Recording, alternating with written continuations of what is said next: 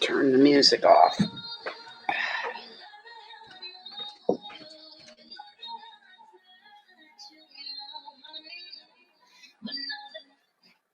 I wish I could just play music in the background, but we'll get executed for that. We do that, won't we? Oh my God, and here we go again.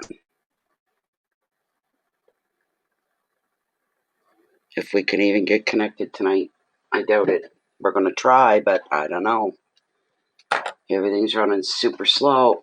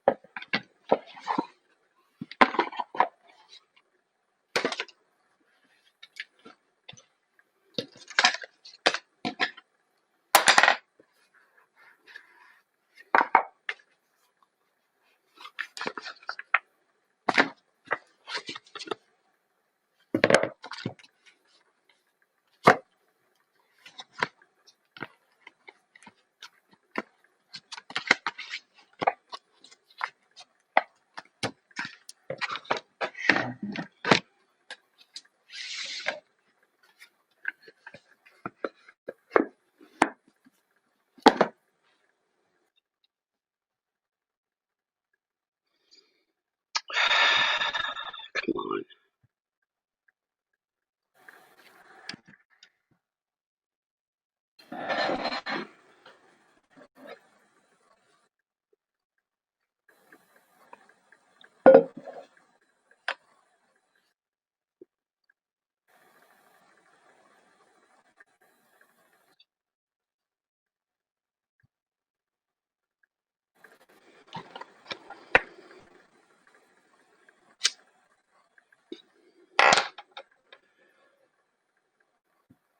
Hello, Lashay. Hey, Cora.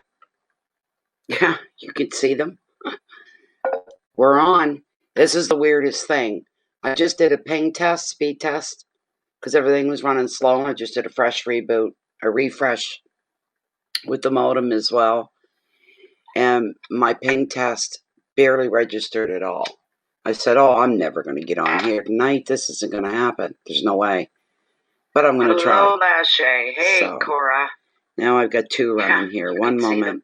We're going to take care of this right quickly. We're on. This is the weirdest thing. I just did a ping test, speed test, because everything was running slow. I just did a fresh reboot, a refresh. Want to go with the modem as well. Leave that spot. And my ping test there we barely go. Registered at all.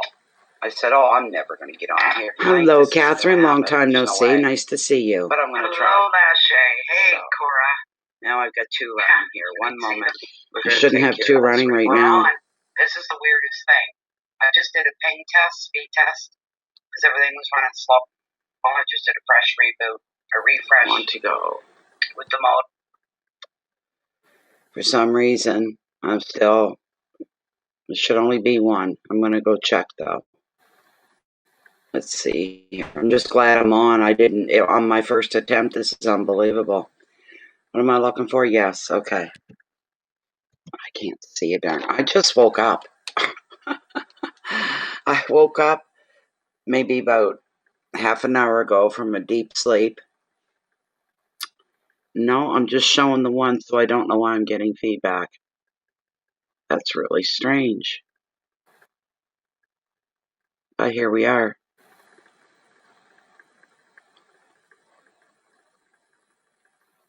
I'm just blown away. I shouldn't have been able to get on. I should have had to try for over an hour, and I got on first try. Go figure. And my connection and everything's running super slow. So it's kind of weird. It's kind of weird. It is. Heaven's sakes.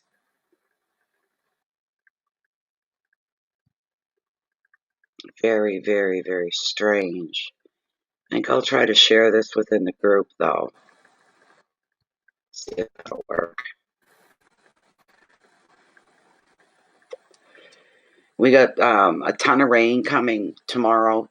which is Sunday. This is Saturday. Sunday, Monday, Tuesday, Wednesday, maybe even Thursday. We've got like 100 millimeters of rain we're expecting. So chances of me being able to do a live stream any of those nights is going to be next to nothing. Oh boy, oh boy. There we go. Pay a fundy, please. Oh, we'll put it in there. Live now.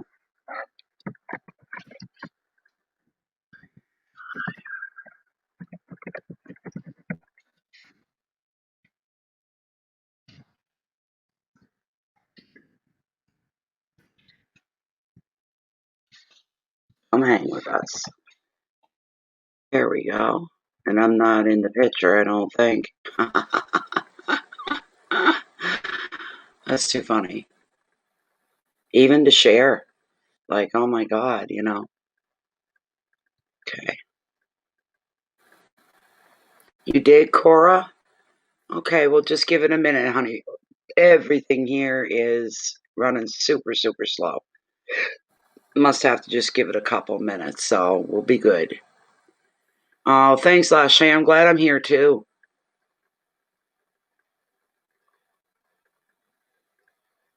Which Brenda? Pug Gamer. Oh my gosh.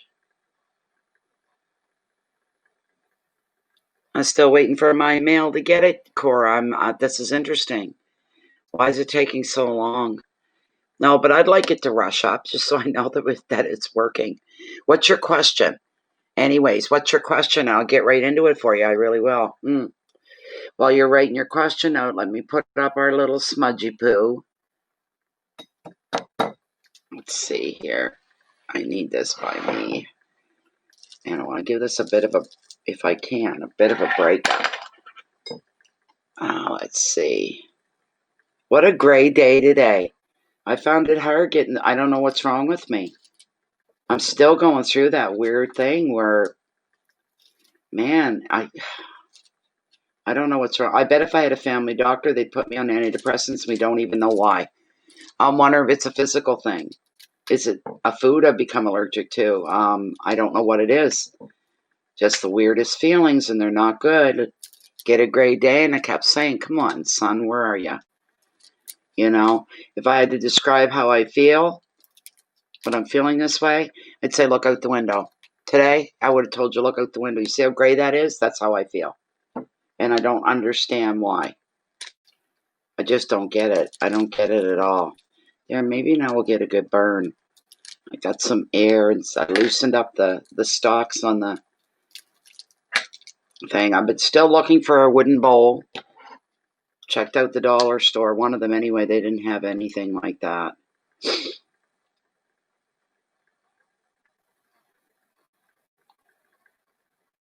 Hi, Georgia.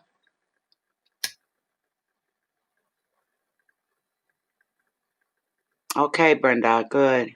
Or Cora, good. Well, welcome to you, Pub Gamer. Your name looks familiar to me.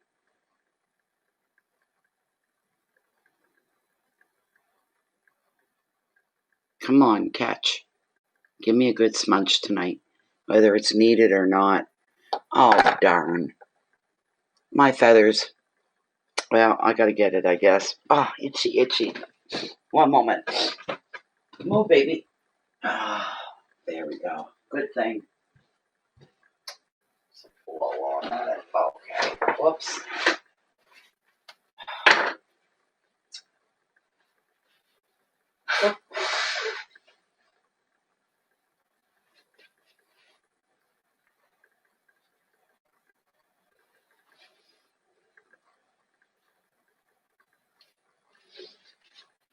There we go. Right. I can't believe it. I still can't believe I'm connected first try. Unbelievable. All right. Here we go.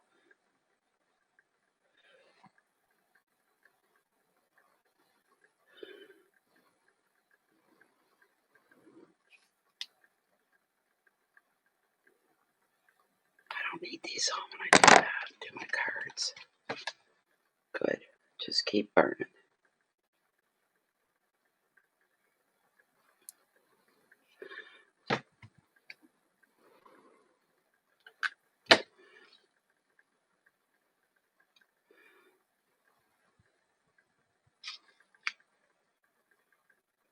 Suck it up, baby. Suck it up.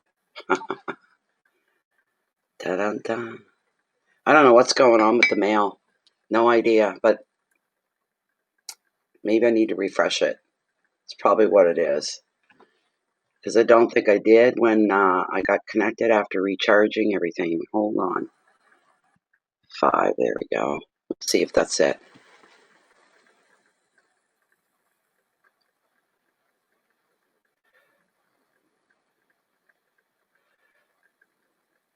I still don't have it. This is for all of you guys. There we go. We'll just set that off to the side. I don't know what's going on here. My email's not coming in. This is crazy. Everything else is working just fine. Oh, there you went in the wrong folder. Oh, for heaven's sakes. Okay, Coralie. All right. I like that nickname, Georgia Peach.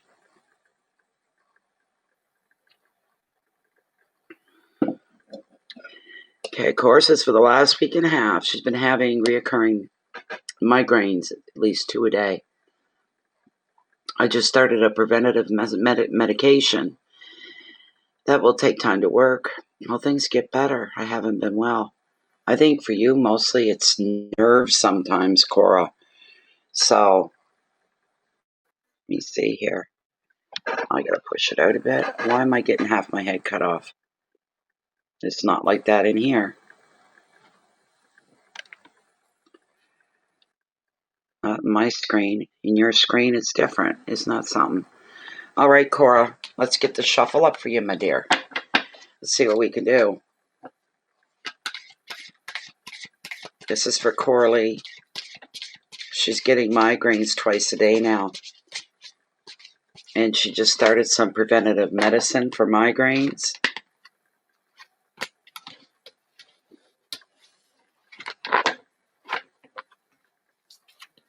And the medication takes a bit to build up in her system, too. Could be hormonal, yes. But I think it's going to get better for her as far as migraines go. I think it's going to get better for Cora as far as the migraines go. Let's see here.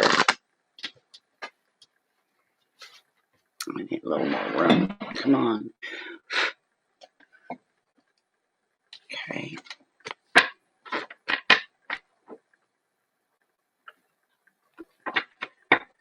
Why is my water pump just coming on for? There's nobody here but me.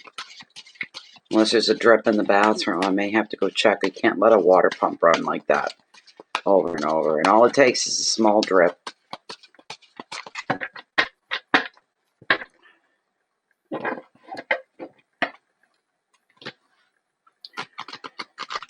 Is Cora's medication for her migraines going to help her?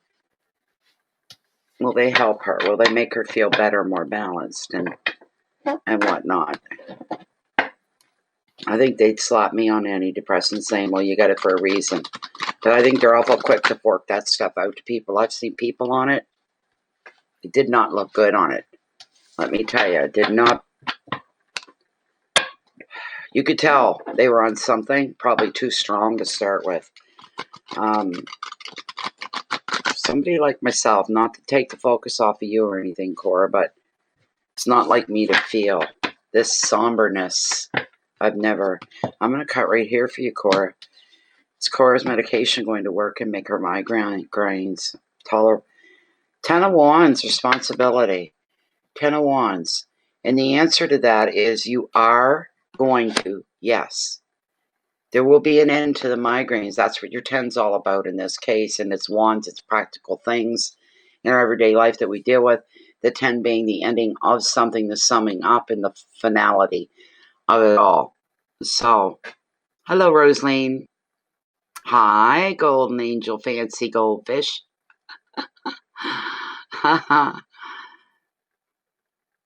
Oh, thank you so much. I've had the background for a long time. I just keep changing the lighting and whatnot. My newest addition was my lantern. I don't know how the camera's going to pick that up, but I love this. And I should have got a couple of them is what I should have done. And you know what? It wouldn't hurt to have a few more little lights strewn through there. That's my favorite. I got that at a dollar store. Can you believe it? $4 for that beautiful, and it's kind of heavy duty. So, anyways, lighting. I'm a lighting freak. I'm trying to get comfortable. My dog's right curled up right there. So, anyways, yes. Okay, Cora. Yeah, it does. Lighting adds a lot to a room, to a house, the inside, even the outside. You can have, and I do. People know me from when I do the outdoor readings on the deck. That I've got lights all around outside too. So I really do. Hello, Mystery. All right, Cora. Yes. You're going to get better, Cora. There's no getting around it. You really are. There's going to be an improvement here. It's your responsibility to see things through from start to finish. This is sometimes known as the overwhelm card of tarot. In some cases, you've got far too much to do and to think about. So there may be pressure at work or on the home front. You're so absorbed in the details, you're not seeing the bigger picture, and you can't discern what's essential, what isn't. Well, it's hard under these circumstances, is it not, Cora? What's essential, what isn't, especially on the job. You're not sure what the next 5 minutes are going to bring. Another meaning is that a situation could be taking up all your mental energy, even a person could be doing that. So you little time to focus on your own needs, and that has to stop. You've got to take care of you first before you're anything to anybody else. So you have to come first at all times, no matter what the situation, so that you can be more of a benefit to other people in your life, to your job, to your son, to your lover. It's got to start within you. You've got to find that happy place inside. The happy place, but while remaining realistic. I don't want you walking around with your head in the clouds saying, I'm living happily ever after, doodly doodly doo. No. You've got to find your happy place, that center spot. Then all you have to do is deal with reality as it comes. But because you've got a lockdown into your happy place where you feel content and you feel like you can take on the world, even if it's baby steps, that's a big thing for you right now, is to take things in baby steps outside of yourself. Whatever's going on outside of yourself, all in small baby steps, one little thing at a time, or you'll get overwhelmed. And just that alone will bring on stress headaches, which could easily be turned into migraines, right? You need to focus on your own needs, and then you can be a wonderful mom, a wonderful lover, a wonderful worker, and all those other things, because you're learning how to handle things, how to balance everything up. And then after a while, the migraines, you'll go, wow, I haven't had a migraine in about 2 weeks. I never noticed till now. You know what I'm saying? So get set some boundaries for yourself that are going to reduce your stress. There's a line. We all have that borderline we draw. Don't anybody, please don't cross that. That's my personal borderline. Don't cross it. Don't allow others to cross that on you, okay? You probably find yourself even saying no to some people. Very, very, very likely. Keywords here for you are burdens and overload, confusion, exhaustion, priority, pressure, and blocks. You think all those things are going to help your head? You know they're not. You're a smart lady. So you need to take everything in baby steps, Cora. You need to do that. You need to take it in baby steps and one thing at a time. So,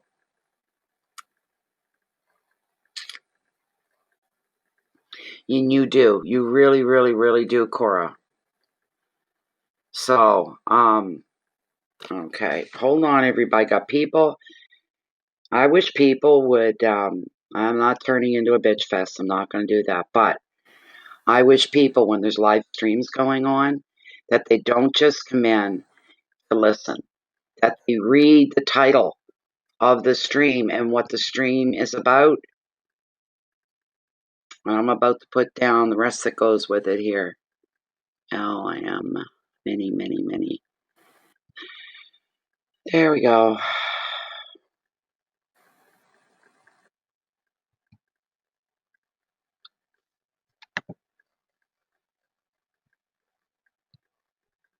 Here's how it works. When you see this, half of you are going to fly out of here because you're not going to like it. But we've been doing this. It's been over a year. We've been doing many readings. They're not about to change now. There you go. So, Cora, you're going to be okay.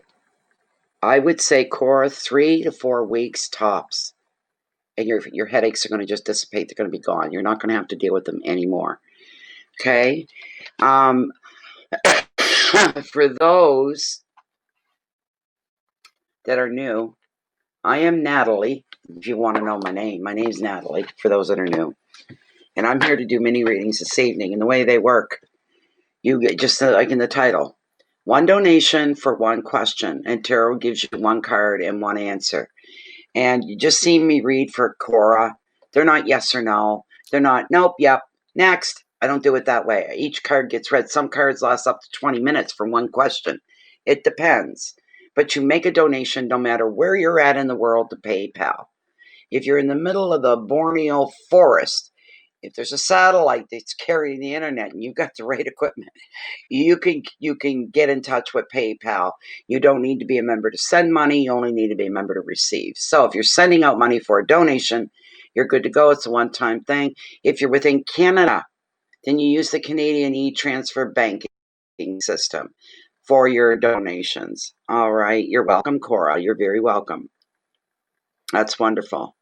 And please don't insult me with 15 cents or 50 cents. Or if you could see the donations I got the other night, most of you would run scared. You wouldn't be able to do it. You wouldn't be able to keep up. It was overwhelming. Up here, it was just overwhelming. So, and I don't complain about that. It helps me pay my bills, so it's the way it goes. Let me see here. See if I can get PayPal to set up so I can have my list from there and I can see everybody that's current. But I don't know that I have ever personally even had a migraine in my life, Cora. I used to have tension headaches really bad.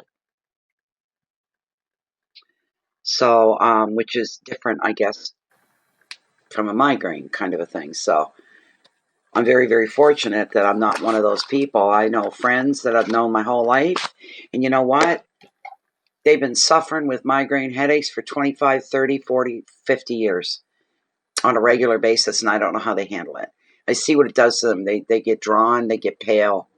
The shoulders come up and they're kind of hunched and they're kind of, the light, the sound, everything just irritates and sets it off even worse. So I feel quite bad for you. I'm very, very sorry. Very, very, very sorry. So,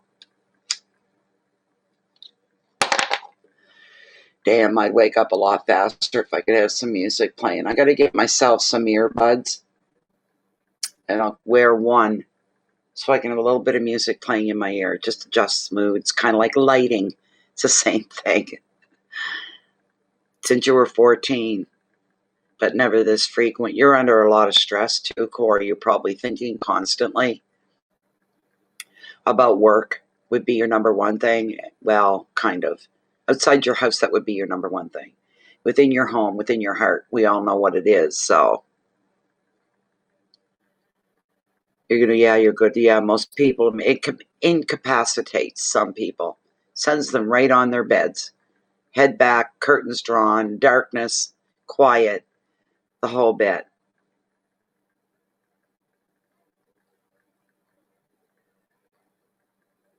I had a friend, she used to get them quite frequently.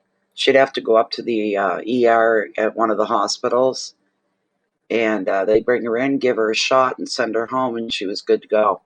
But my God, she was stoned out of her mind from that shot. I'll tell you that. She was like, I don't feel pain anymore. No, but you're feeling something else. Her eyes, everything about her. And then she'd get giggling, and everything was fine again. We'd always say, you better go lay down. You better go lay down, so.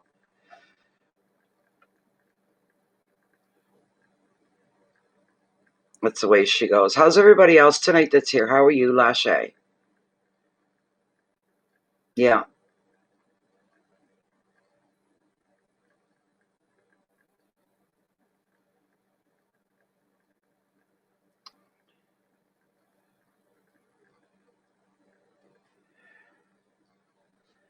So I don't see or hear anything working here. I'm going to have to keep on top of. I have to check visually. Oh, my goodness sakes. Okay.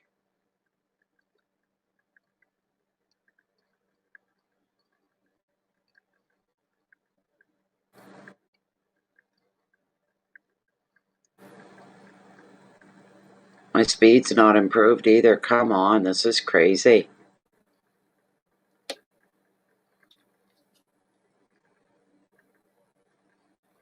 Come on, baby.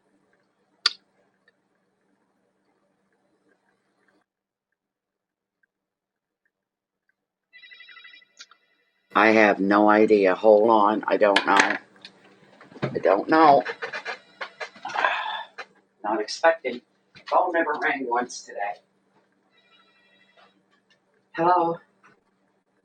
I'm right in the middle. I'm online. I'm live right now. It's live. I'm sorry. Bye. Yeah, like I want to talk to her. No, I don't. Oh, Jesus, people. I usually answer whether I want to or not in case it's an emergency. You never know. So, January, February, March, April, May, June, July, August, September. 2 more days. All right. Monday. Okay.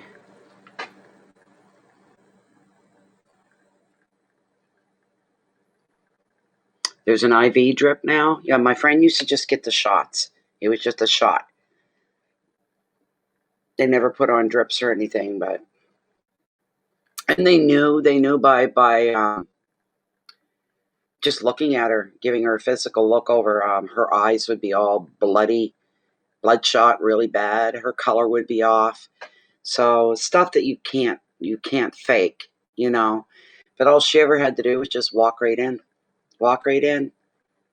Got a migraine. Come on in.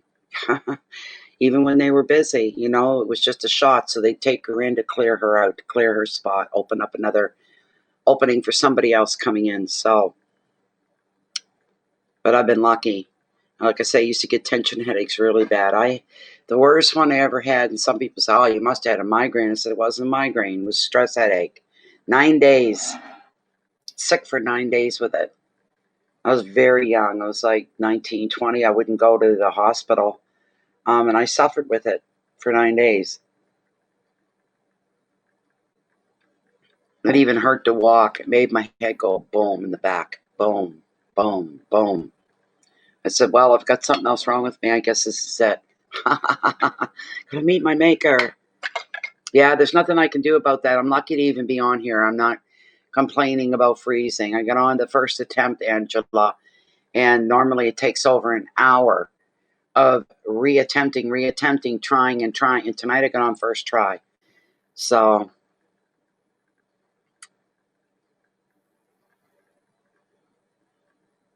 yeah. There you go, mystery? Oh, my goodness.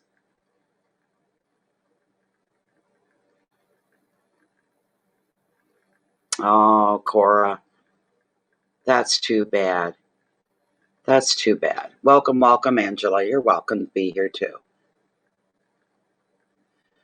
And I can't stop the freezing. There's nothing I can do about that. I'm not even complaining or bitching about it because I'm happy to even just be here in the first place. Thank you very much, Cora, though. Thank you. I think I'm one of those people. I'm lucky that migraines have never been a thing in my family. Family members have never really suffered with migraines. It's like I don't have breast cancer in the family either. Do you know what I mean? Cancer has never been a big proponent in my family, you might say. And all the women have been, and none of us, no women in the family have ever gotten breast cancer. I know that's not the same as migraines, but I find some things tend to be a little hereditary, you know. So, okay, Georgia, just waiting to see. You know what? Because I had to shut my sound off. I'm not hearing ping. When I get an email, I have to keep looking. What have we got now? You came into the right folder. Cores did, and I don't know why. Okay.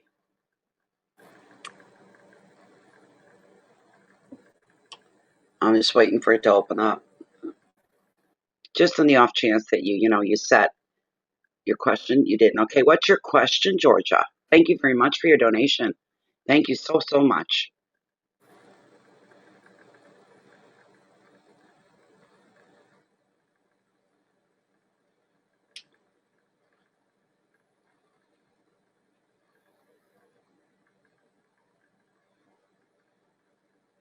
So we just wait for Georgia's question here.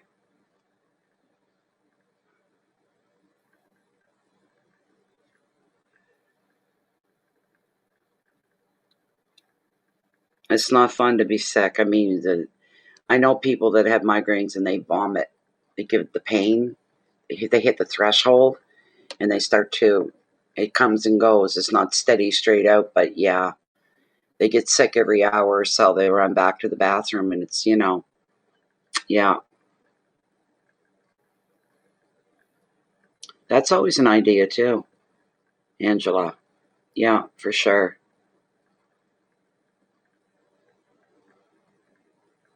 I'm just waiting for Georgia and her question.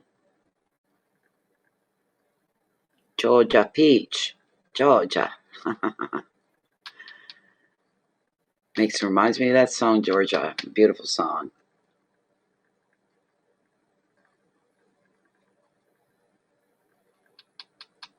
I'm happy with had a conversation with one of our members today. It was early this morning. I woke up, it was still dark out. The sun hadn't even started to come up yet, so I was awake and made a coffee, sat down at the computer. Baby got up beside me, went back to sleep on the chair right next to me. And one of our members, they'd had a missing, she may pop in here, we never know, but there was a family member that was missing, and they were all very worried, and they were missing for over a week. And they have mental and emotional problems. Diagnosed with the whole bit, PTSD, the whole bit. Anyway, they had formed a search party on last weekend or the weekend before? My God, my timing's off. And they found, and when she was getting the reading,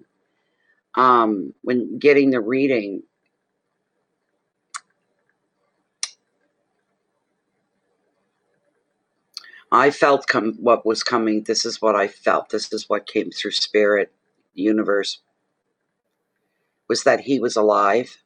They thought he was laying dead somewhere, but he was alive, and that somebody was helping him. So, to long story short, I asked this morning, I said, did you get any leads, any signs of where he could be? She said, we know where he's at, and he's okay. He is alive. He is okay. And somebody helped him, and they're helping him. And I'm like, wow, you gotta love this part of life right here with intuition, the universe, the creator, tarot, and the tools that we use. Although I didn't need the cards for that, because this was stuff that was coming through for her, so it was really nice. Here we go. Here's George's question. I have a question about my love life. I seem to be able to manifest everything else but a good partner. Will this happen for me soon for my 35th birthday? Or do I need to be more patient? Let's find out, Georgia. You poor dear. You know, I have a hard time manifesting for myself. I've already put out to the universe, if you're going to bring me another man, here's what's needed and wanted. Made it very clear. Don't let me make the same mistakes I've made many years ago in the past. Don't let me do the same stupid things over and over. Don't let me be ruled just by love and feelings and passion and compassion and all these sort of things. Let it be on the up and up. Let it be somebody that's happy-go-lucky, somebody that's grounded, somebody that's normal. This sort of a thing, you know. It's so hard. And I've put in details, you know, the universe. When you're requesting something and some help in that area, any area, you put in more details. What is it that you're looking for? What type of personality is it that you want? What do they even look like? What do they dress like? How do they carry themselves? You know, the more details we can give to the universe with any request, the faster things will be brought to you. Just put it that way. This is for Georgia Peach.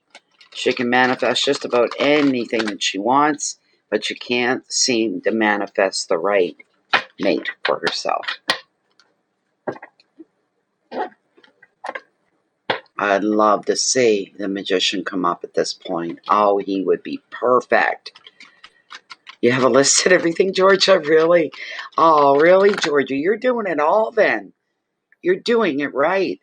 I guess you're at the mercy of divine timing, Georgia. That it's not meant to happen yet. That's why it hasn't happened yet.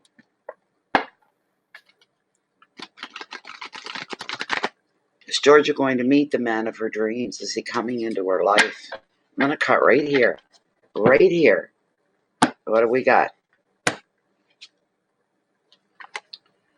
Well, now, why? What a strange card. Oh, boy. That one's not. Wow. You know what? You got a decision coming up. You got a choice you're going to have to make. I pulled the second card as well, is what I did. The first card, Two of Swords, at a crossroads, needing to make a decision or a choice. So then I went with the second card, which could have easily been your first card, depending how they cut. You got another card, and what it means is choices. It's the Lovers. These are the cards that have turned up for you, my dear. All right? Look at that. That's all about choices. And crossroads, you're at a pivotal point where you've got to go one way or the other. All right? So, my goodness, they fit so well.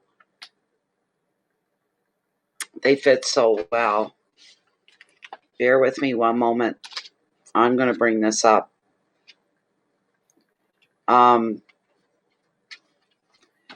Okay, you know, here's what I just heard for you. Here's what just came through. There's a thing called trying too hard. That's not my observation. That's not my head, or as they call my ego speaking here. It's not me. This is what I heard for you, right? Wow. You're at a crossroads, or you're going to be, and there's a decision to be made. The two crossed swords signify tension and indecision. Locked in conflict, neither side can really win because their power appears to be quite equal. This situation may or may not even be of your own making, or your perspective is blocked in a way, or there's an obvious clue that you're not seeing. Look again. Take a fresh angle. Try something new. Try something different. Any action or any decision is better than none at all. This is a great opportunity for a breakthrough in the way that you think. Keywords: doubt, uncertainty, stalemate, indecision, being stuck, disconnection, and blocks. So I'm feeling this is yet to come. It's yet to pass. All right. Let me get right into the Lovers Major Arcana here. But sometimes we try too hard. Boys, emotions, I say this a lot, they push and drive everything. They really do. And like with your list, Georgia, with your list that you have,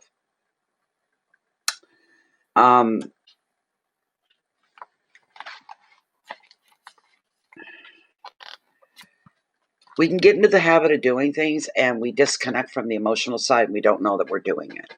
All right. It's like you're on automatic mode, writing down things, making lists, and the whole 9 yards. But if you could take the emotion that you would experience if you're daydreaming, okay, you're daydreaming of the man, the one, and you're daydreaming, and all the emotions are going with it. Strong, compulsive, moving emotions, because you're feeling it all so in here and in your gut. It's right there. And that's a hard thing to intentionally bring out and to keep it up. When you get into those places where your head is focused in on just that, finding the right person, bring them to me, bring me that person. But while you're in the daydreaming mode, when all the emotions are high and they're alive, that's where you want to hit the brakes and go, this is it. Bring this to me. That's when you talk to the universe. That's when you pour everything out, because that's the most powerful element in the world, is how you feel. It's your emotions is what it is. Now with the Lovers,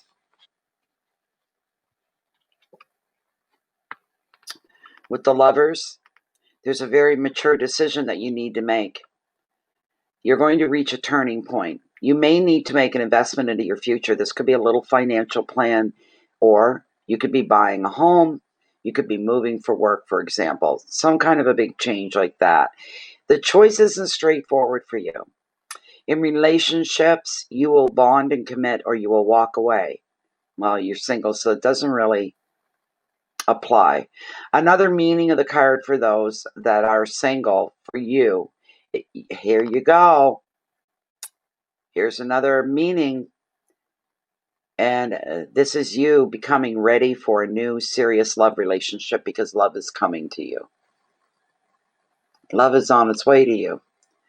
I believe this wholeheartedly. The advice: make your choice based on your long-term future rather than short-term gains. And in love, you wait for the right person rather than distract yourself with flirtations. Be careful what you're putting out to the universe. You're not going to be sweet and shy and all these flirty ways to do it with every person you think could be potentially for you. This will come clear as a bell when it happens. OMG, there's the one, without a shadow of a doubt. Such certainty in yourself. Flirts, other flirts, what flirts? I don't see anything but this person in front of me. That's how it's going to fall for you. Love and commitment, future plans, maturity, dedication, emotions, and separation, all right, are what's here for you. And also, because I'm being called to do it, we're going to pull an oracle of the mermaids for you to see what else you need to know about. Let's see what else that Georgia needs to know about. What do we got going on? This is a love situation for Georgia.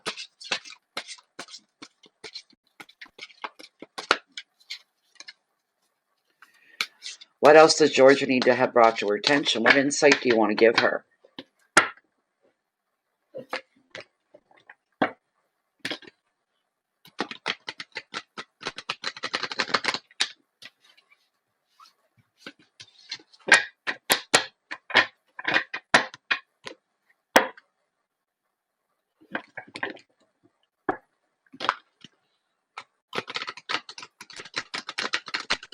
What else does Georgia need to be brought up on? I'm going to cut the deck right here. And what has come up for Georgia? Energy field adjustment. Really, this is a card I've never pulled before. This deck's still quite new to me. Isn't it gorgeous? Look at it. That's a gorgeous card. It's beautiful. Okay.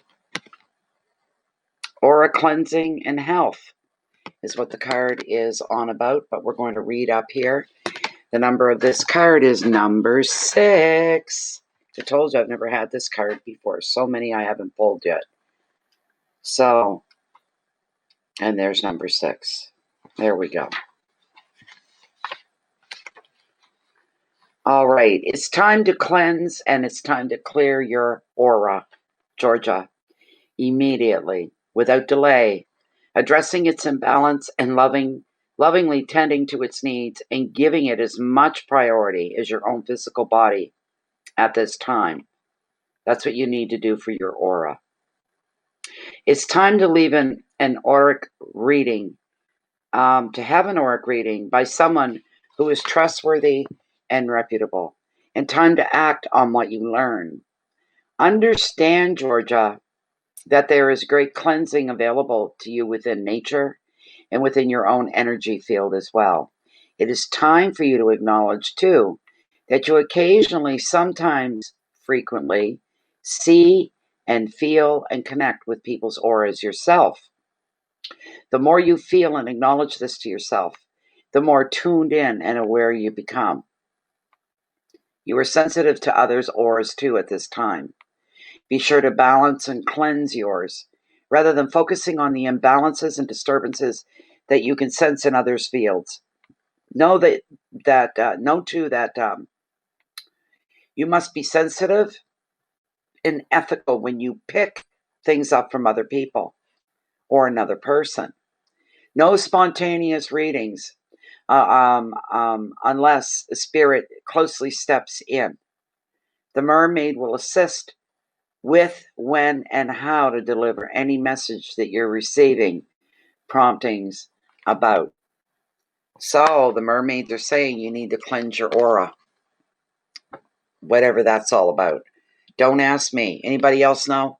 Go ahead, speak up. Don't be afraid. So there you go, Georgia. That's one little change that you can make to improve your situation, to improve your connection, you might say, with other people, and finding that one perfect person as well. Just beautiful. So, I'm trying to think here, really.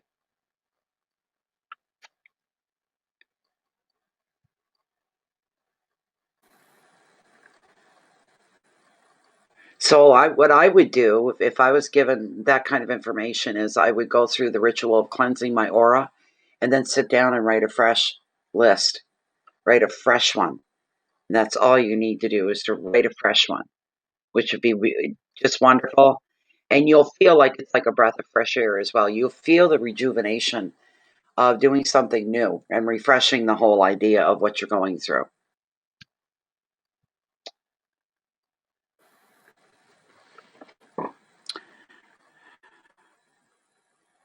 That's right. Oh, thank you so much, Georgia. Put your gratitude up, way up above me, up to the universe, your creator, however you look at the source, the power. Put it up there and say thank you and feel it. Emotions rule everything. Feel it with every fiber, with certainty and an inner knowing.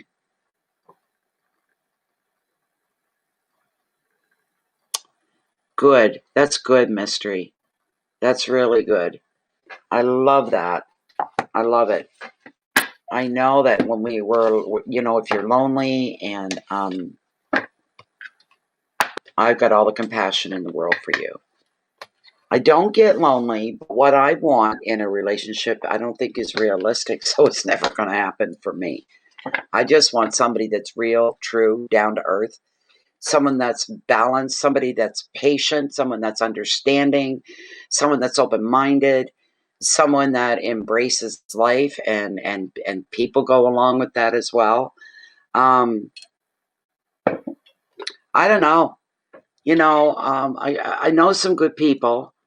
But yet to see somebody that isn't messed up in some way up here, you know? And I'm like, I don't get it. I don't understand it. My life's not been easy either.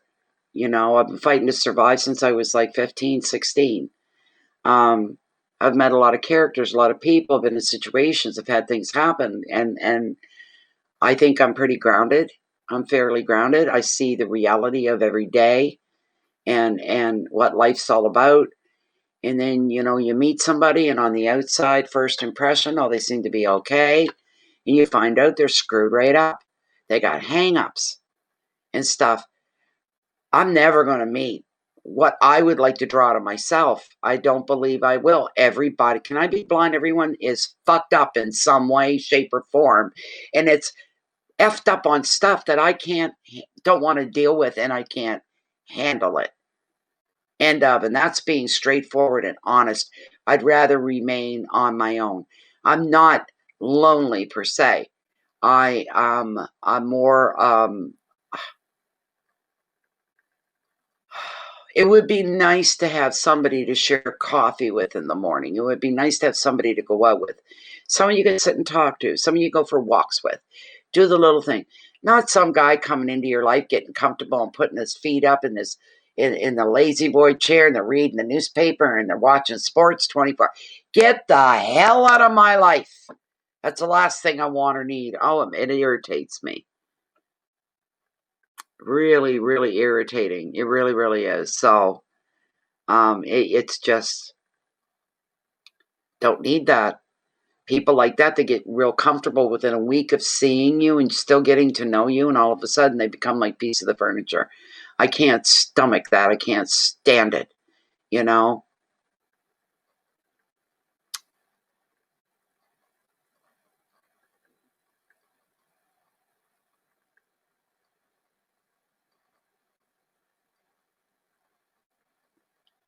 Yeah.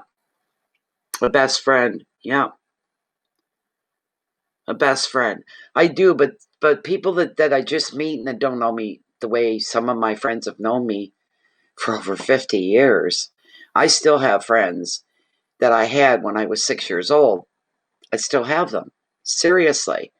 Um, and these people know what I'm like. They know that I can get angry, and I don't get angry easy. I don't have a trigger button. I can stay very calm and all that stuff. I'm very balanced. I'm not demanding as a friend. I don't demand anything, even of my past I was never the type to demand. If I needed help in something, I'd ask, and if I got the brush off, I'd say, good enough, I'd do it myself, or I'm going to try. You know, I'm not the type to make demands. I want people to just be themselves around me, but not in a way that's going to offend me, turn me off, piss me off, kind of a thing. I don't care if you're 60, whatever. I just turned 61 in July. I don't care what your age is, what's going on up here with you and what's going on in here. That's what interests me, you know. And I don't become demanding. I don't say, well, if you're going to be seeing me, you know. The only time I would say that is if somebody thought they could just park their ass in my living room in front of the TV and that was going to be the extent of it. That was the big excitement. That was the big rush. I don't think so, Tim. You know what I mean? So, and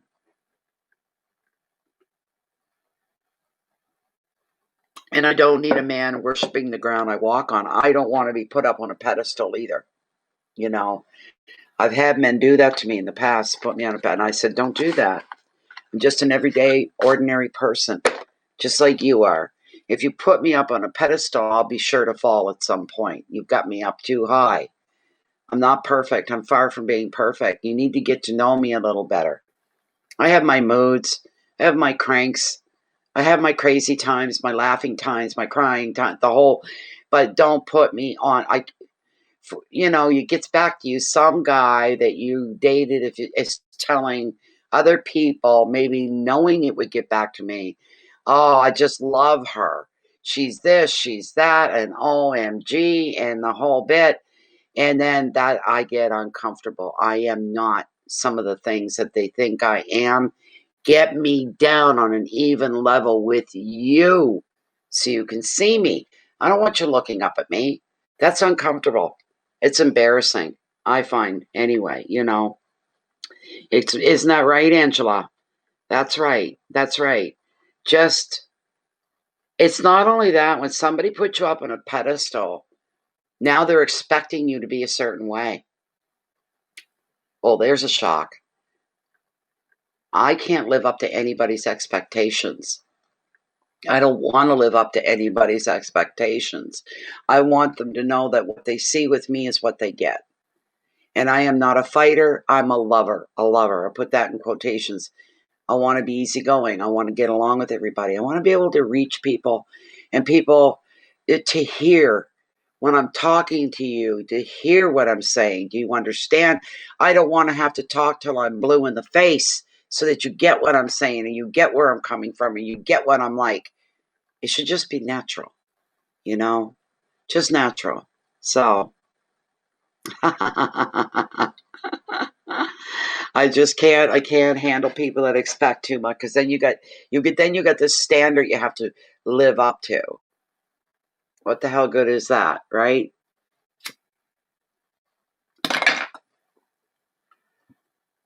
Hi, Lindsay Lucas. Oh, absolutely. We're just beginning. Yep. If you're in, if here, I'll put the thing up for you in case you want to. Where's my scroll? There we go. I got mine right here. Lachey might put hers up as well. Lachey's moderator here. So there it is. If you're anywhere on the planet, you can use PayPal. If you're within Canada, use the eTransfer Canada banking system, but you have to be in Canada in order for that to work. So outside of that, use PayPal. You don't need to be a member to use PayPal. To send money, you only need to be a member when you want to receive money, if somebody's sending money to you or something like this. So, yeah. It did, Lindsay.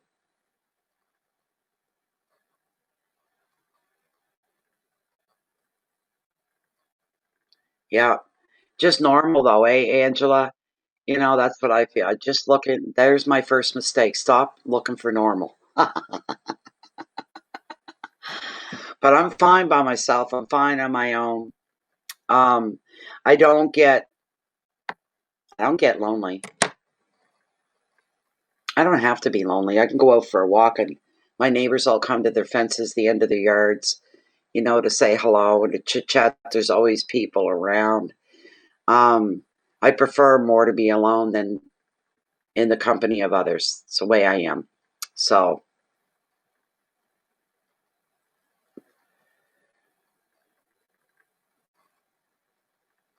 but people crack me up sometimes. They do. It's just, oh my goodness. And I would never use the dating sites. No, not ever. I did when I was younger. That's how I actually met my husband. And I'm not going to do that again. I'll stay that I want the universe to bring me who's meant to be with me and not somebody that's messed up. I'm too old to deal with that. I need somebody that's an equal to me, not above me and not below me, but equal with me. That's what I need. I prefer the country boy type, and I don't mean like, you know what I mean? I don't mean like that. I mean somebody that's well-rounded, somebody that's balanced. They're educated, they're smart, they've got insight, but physically, who can I even use an actor to describe? I'm trying to think if there's one that I could even use to describe, really. Not necessarily interested in the businessman type. My friend and I were talking about that the other day. And and her husband passed in December, and she said, like, I seen a picture of him and he was the rough around the edges type kind of thing. He wore the flannel jackets, you know, and the blue jeans and the work boots, and he had a beard and, you know, this type. Um and that was her husband for so many years, and now she's kind of like gravitating toward the clean cut businessman type of appearance. I said, that's the last thing I want, is that type. I want the opposite of the clean-cut businessman. I want the type of guy that loves to go four-wheeling, checking out nature, being close to nature, not hunting. I got nothing against people that hunt, but not in my personal life. I couldn't handle it. My husband came from a hunting culture. At the end of it, he said, you've ruined me. He couldn't go duck hunting anymore. He couldn't go deer hunting. He couldn't do any kind of hunting. And he used to kill bugs left, right, and center. He said, I can't even kill a housefly anymore after living with you. Maybe I said, you make me sound like an airhead. I just can't stand anything that runs in fear, be it a worm or a housefly. They know they're in imminent danger of being flattened or crushed. They're gone. So anything that feels the fear factor, I can't do it. No matter how small it is, I can't do it. I just can't bring myself to do that, so. Sam Elliott. Mystery. Oh my God. I've got a friend. He's on Facebook. And he resembles Sam Elliott. And I don't know if when we first became friends, I don't know how many years we've been friends on Facebook, but I grew up with him, right? He's somebody I know the whole family, the whole 9 yards. And I said, anybody ever tell you look like Sam Elliott? And he keeps his head down the same way Sam does and looks up, the way Sam Elliott always has that look. Even around the mouth, but he's got the long white hair, same length, the whole bit. And this was a couple of years ago. Some of my friends were going on about a post on Sam Elliott. Oh my God, this and that. I said, hey, you guys, I got a friend that's who you think of when you look at him as Sam Elliott. They're like, no way. Prove it. So I went into his page. I apologized. I was stealing one of your pictures. And I posted it within that chat. And they were all just about dying. They couldn't believe it. So, You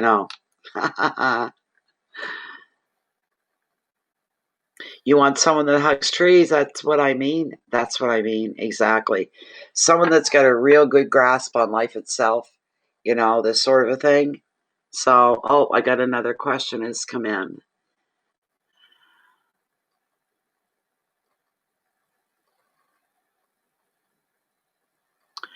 Oh, go away, Lindsay.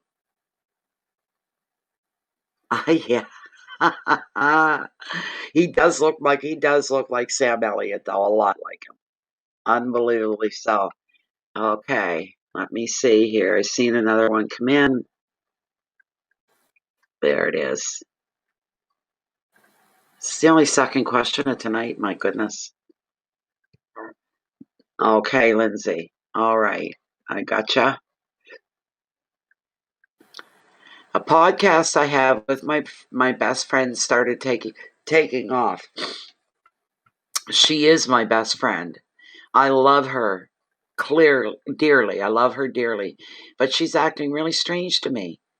Any insight into the situation? Well, Lindsay, let's find out. Let's find out. Cigarette went out.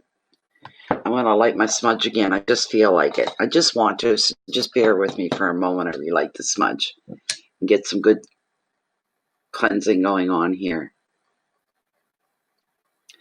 Isn't that funny? She's not liking the way you're presenting yourself. I'll tell you that right now, Lindsay. She's not liking it. She's feeling a bit of the competitive spirit, and it's not a healthy competitive spirit. She may be thinking you're better at the whole podcast thing than she is, or maybe she thinks you're not good enough. It could go that way too. But this is clearly a thing of jealousy. Whoa. Gotta be careful. That could have went right in my eye.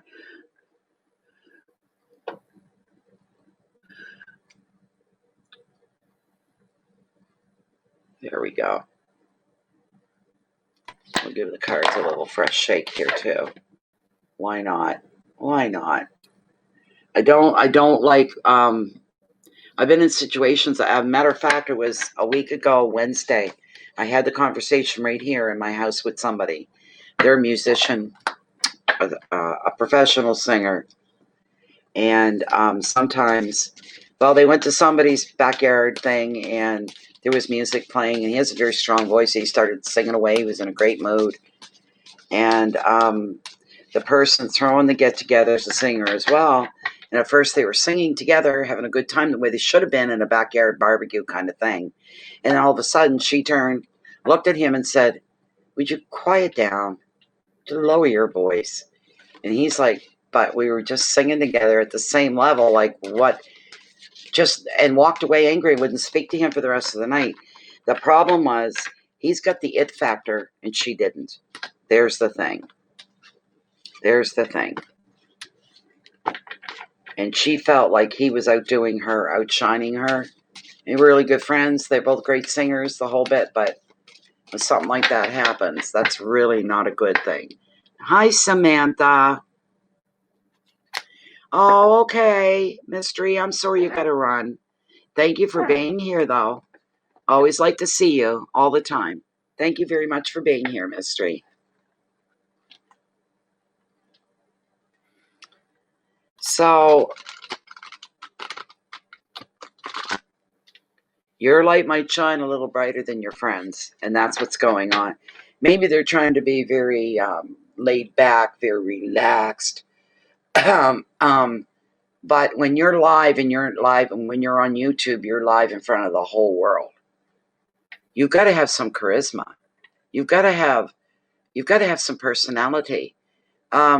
You can't sit around and talk like you would with your girlfriend. Yeah, it's a boring day. Yeah, what are you doing? What's up? Blah, blah, blah, blah, blah. And you think that that's cool and acceptable. It's not, because that's not what people want to see. People want to be entertained. Not that I do much of that myself. Tarot and the cards and the messages are what are entertaining, and it's a whole different thing. It's not like a podcast. So...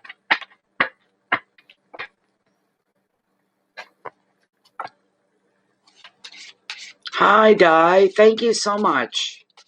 And jealousy is an ugly thing, and that's what I think's going on here. What's going on for Lindsay with her friend who she loves dearly, as she's claimed? The friend has been treating her differently since they began this project of having a podcast together.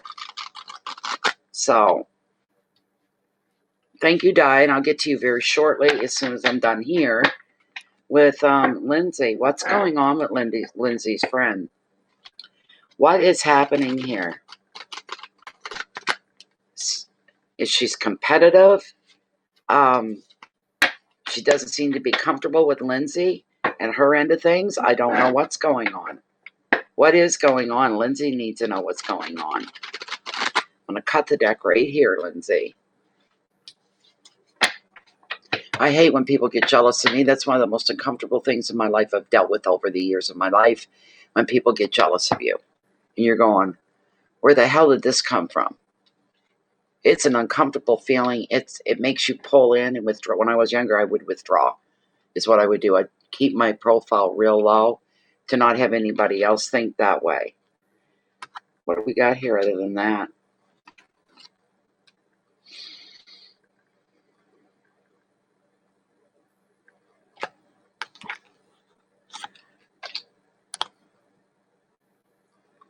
It's a Wands card, which means it represents practical things. It's a 4. It's a very good card.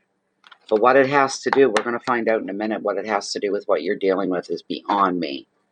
So,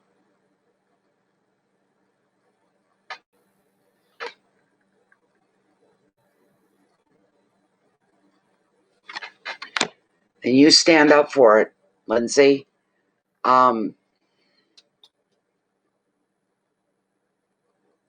I know this relationship and this friendship means the world to you. Therefore, you're going to have to stand and fight for it. I don't mean fight. I don't mean yell and scream, but inside, you need to fight to try to pull you back together where you started out as, with the same dream, the same fresh ideas, and get back to the beginning and back to the basics again. She shouldn't be feeling that way towards you. Maybe you're the funny one. Maybe you're the one that people, you get them laughing, and maybe she's the more serious type. She's feeling overshadowed by your personality. And Lord knows, Lindsay, you can't cut back on your own personality. You can't hold that back. The struggle is with her. It really is. I'm feeling that, Lindsay, that the struggle is with your friend. It's something internal within herself. She needs to be brought back to reality. Get her feet back on the ground and tell her you're not going to have a personality change to make her comfortable. You're always going to be yourself now, and you have to tell her, can you handle that? And you tell her you're usually more outgoing than you are on the podcast. Why can't you just be yourself? Because that's what I'm doing. It's the easiest thing in the world. I'm going to be me. I'm going to be myself. You need to do the same. You've got a beautiful personality. You're a beautiful person. Let that shine through. Why are you holding back? Well, you think no one's going to take you seriously? That's bullcrap, because that's what part of it is. That people are not going to take her seriously if she just kind of lets go and just is herself the way you are. But for some reason, she's holding back. And I really think she thinks it's a maturity thing, and she's trying to prove to the world she's very together and she's very mature. She doesn't sit like a giggling idiot. Well, so what? The thing is, if people seem to be responding more to you than they are to her, then that's the problem. That's the reason. Do you know what I'm saying? That's what it is. She's trying to come off as serious and mature, and you're just saying, hey, I'm just being me. I'm just being me. That's all I'm doing. What's the problem here? No one else is having a problem with it but her. So it's not your problem. It's not anybody else's. It is her problem. You hold on. I haven't even read your card yet. Just a minute. The Four and Wands usually represent travel a lot too. So there could be a trip coming up here for you in some way, shape, or form. With the Four of Wands and reward.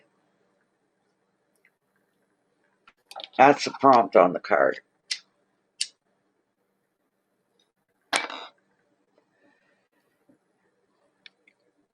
Here's your meaning. Here's the generic side of the card anyway. When you've achieved a goal, such as finding a new home, completing a project, or even passing a test, the time comes for rewards. Holidays, socializing, love, and trips away all feature in this very happy four. This brings you leisure, fun, and freedom. It's also time to get back in touch with your inner child and celebrate the joy of life itself. As you find contentment within, you'll sense the closeness of your spirit guides. And additional meaning is reflecting on happy memories. The advice of the card: be carefree while you can and replenish your mind, your body, your soul, because you deserve it. Balance, love, contentment, freedom, openness, travel, and maybe even a new home here for you. But I love the advice for you, Lindsay. Be carefree. Always replenish yourself. Always be carefree. In other words, don't change the way you are. I'm feeling that, Lindsay, very, very strong here for you. That the problem's not with you, my dear. The problem is with her, and it's something inward. It's something internal. Something going on in here. If she doesn't have, some people walk on a stage and they're so natural. They just seem, and automatically the audience, they get comfortable, they settle down, and they feel comfortable with someone like yourself. The other person, if it was one-on-one with the other person, they'd be a little more reserved, sitting up. It would come out in the body language. You'd be able to read that. And people are more serious when they speak to her. But with you, everything's lighthearted. Everything's easygoing. I'd rather have that any day than be the other way. She's got some working, but you can't come out and accuse her of being that way. Maybe you able to replay your podcast, to sit back with her, and you both watch, and you can make points. You can both point things out as you're going through the podcast. See what you did there? See what I did there? You know, you can even throw a few things in to show you're not, well, maybe I shouldn't have said that, or maybe I shouldn't have done that. And then laugh it off, just to kind of like make her feel more comfortable. I'm sorry that you even have to go through all this, because you shouldn't. If you know each other well enough and you respect each other well enough, you shouldn't even have to be going through this at all. Yeah. Exactly, Angela. That's what I'm trying to say here with this Three of Wands. Matter of fact, I'm feeling pulled again to do a oracle of the mermaid for you here. Let's see what the mermaids got to say in the message that you may need to have sent here. This is for Lindsay. What's going on with her friend? How should Lindsay be handling her friend? How should be dealing with it, not handling it? But how can Lindsay keep going without missing a beat and keep moving ahead and keep doing what she's doing? Because I'm feeling what you're doing, Lindsay, is proper and it's right. You're on the right path, but your friend's got a hang up. It's just that simple.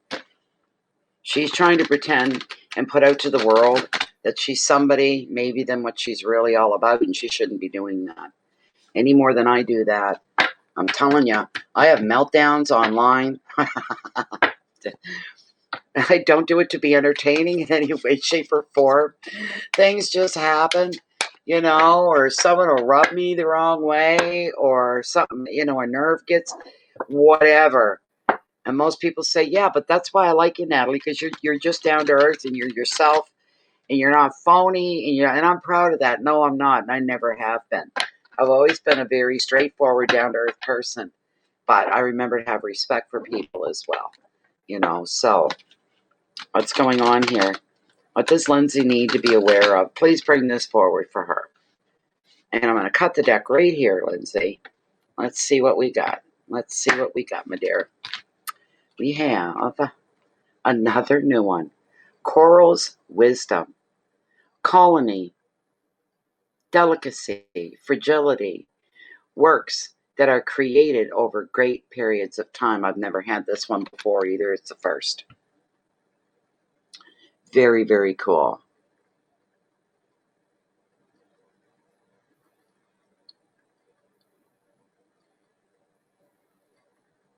Oh my goodness. Wow, Lindsay. Oh my. Isn't that something? That's very, very interesting.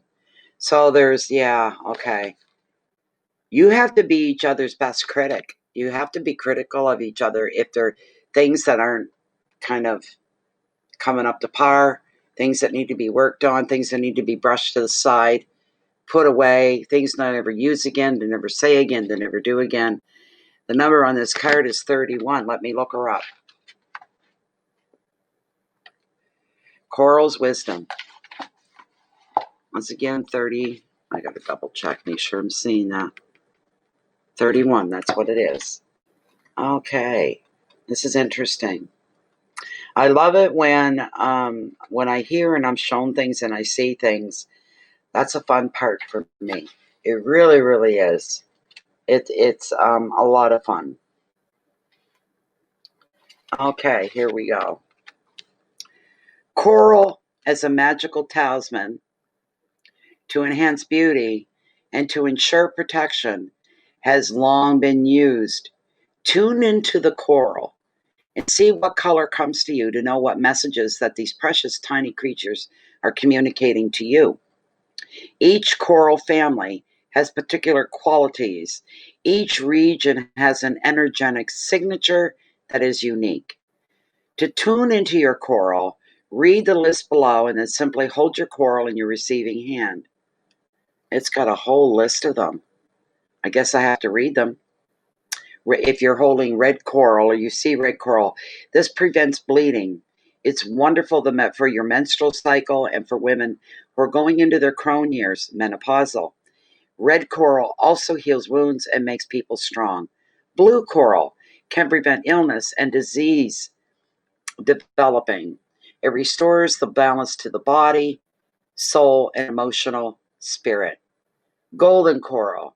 This beautiful, rare coral brings abundance and great good fortune. Black coral. It banishes negative energies from your body, your bones in particular. Black coral can assist in banishing disease and in aiding people with osteoporosis. Angel skin coral. This beautiful soft pink coral can be worked with to prevent and to ease skin conditions such as psoriasis, eczema, and sensitive skin and the eyes. It also helps with sinus issues, acne, and increases and stabilizes your liver function. The last one is a white coral, pure rebirth, a time for transformation, allowing yourself to change and develop once again. Love that is unconditional and kind. White coral can also be used to program and store energies. So that was interesting. That was very, very interesting. Something for you to think about. That's the thing. You guys, you don't let yourself get to the point with your friend where things are getting uncomfortable, or there's areas you wouldn't touch with a 10-foot pole, things you would never say that really need to be said, then you need to follow through and do it, even if you're afraid. If you listen to your intuition, and when you're approaching another person about sensitive subjects, you've got to listen to your intuition, listen to your gut. Some things you just don't go there in that direction. You don't say, you stay away. And if they're not important, leave them lay. Only deal with the stuff that's up front and center between the two of you. So, but there's a lot of growing going on. You got a brand new big project going on. So there's a lot of growth period. There'll always be growth. There'll always be things you have to deal with, things you need to check things out with each other. And it's wise to not make a move without the other person knowing. Always discuss it. This is all common sense. I shouldn't have to tell you about that. And I'm sorry, I don't mean to be insulting you by saying these things. So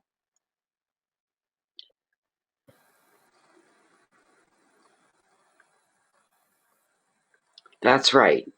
That's right. But there's a hesitation with her friend because her friend's feeling insecure sitting beside her, basically, So there you go.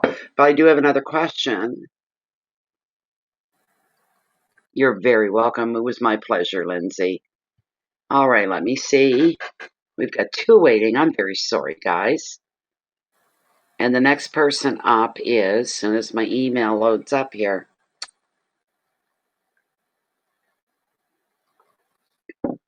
Who are we looking at? Okay. Doa Ibrahim. Ibrahim. Doa Ibrahim. Are you up front and center, my dear? Doa Ibrahim. Hello, Truth Warrior. How you doing?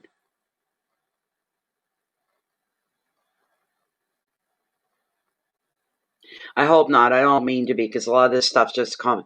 It's not you that needs it. It's your friend, really. So,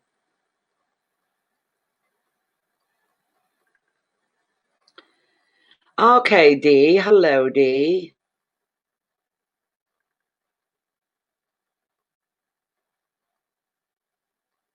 It's a D or die. I can't see. I gotta put my.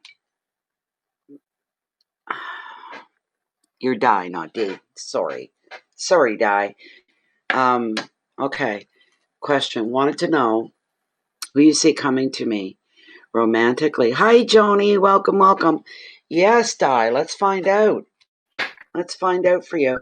And I'll just line up the next person so they know they're next, so I don't lose them. And we end up sitting for 5 minutes because they left. Or the next person after die is Samantha.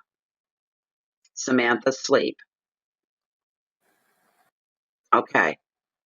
Samantha, you'll be after die here? It is D. Okay, I'm sorry, D. There we go. Okay, D. Who is coming towards D in a romantic sense is what we're wanting to know here. Is the romantic love heading in D's direction?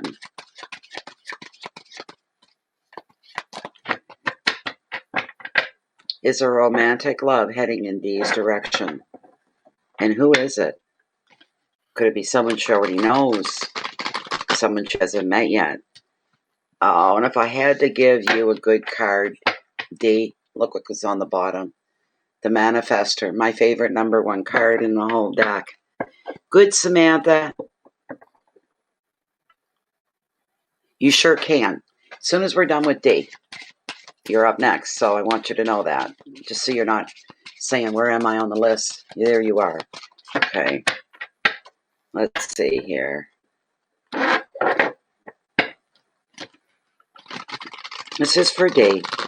Romantically, who's coming at D? She got somebody wonderful coming into her life. Romantic interest.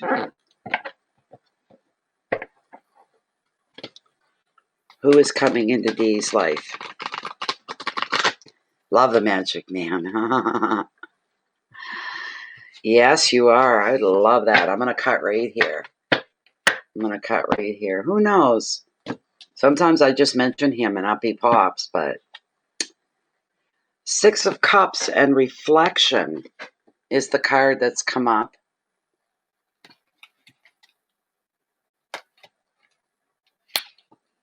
Okay. The Six of Cups and Reflection.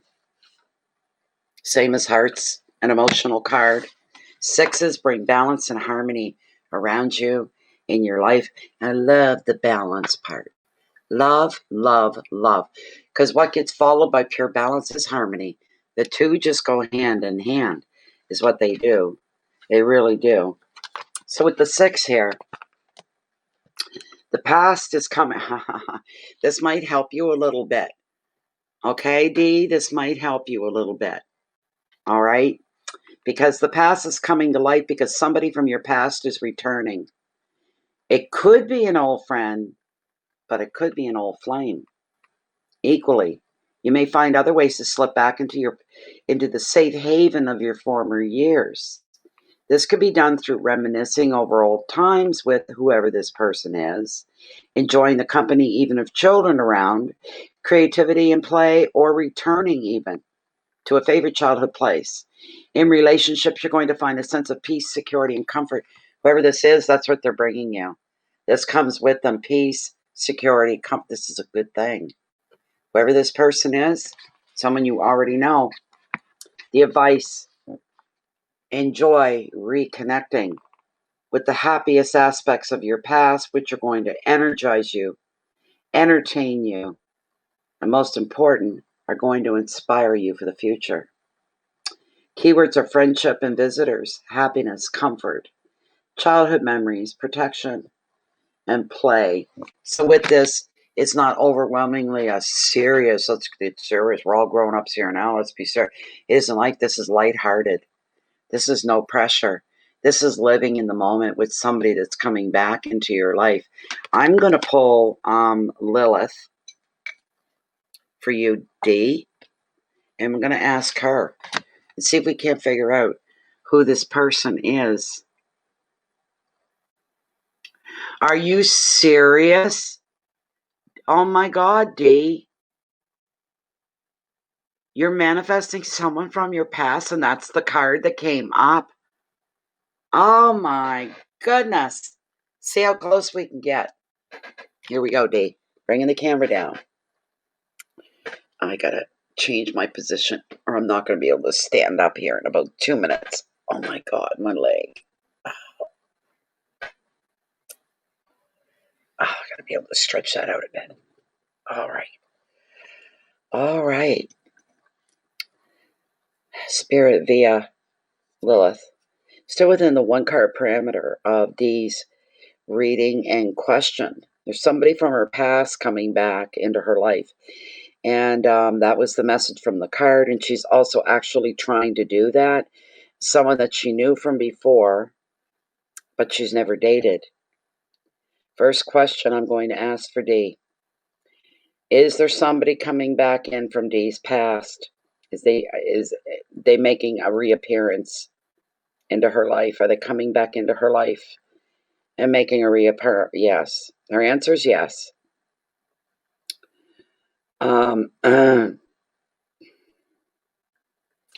Is this somebody D already knows that's coming into her life? Is it somebody that she already knows?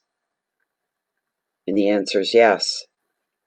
Could we get the first initial of their first name? The new love coming into D's life, does her name begin with the letter A? No. The letter B? Does her name begin with the letter C? The letter D? The letter E? The letter F? Uh-oh, F. Their first name begins with the letter F. Is this a new love coming into D's life? When are they coming into her life? Are they going to come into her life soon? Very soon, is within the next few weeks. No. Longer? Further out? Yes. Will they come into her life within the next 6 months? Will they come back into her life within the next 6 months? Could it be sooner than that? The next 5 months? No. Shorter? The next 4 months? The person with the name that begins with the letter F within the next 4 months, could they come into her life? Could they come into her life within the next 3 months? No. So it's 4 months from now. Is this going to be a match made in heaven for D? It is. Thank you very much, Lola. Thank you, thank you, thank you, thank you, thank you, thank you, thank you.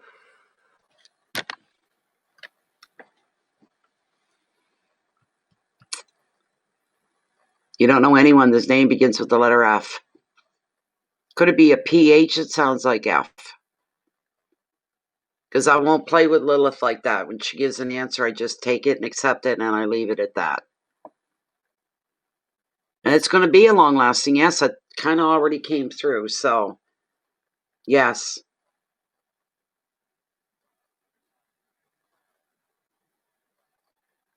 You'll have to come back and let us know. But it's going to take up to 4 months before they appear, which is kind of sucks, but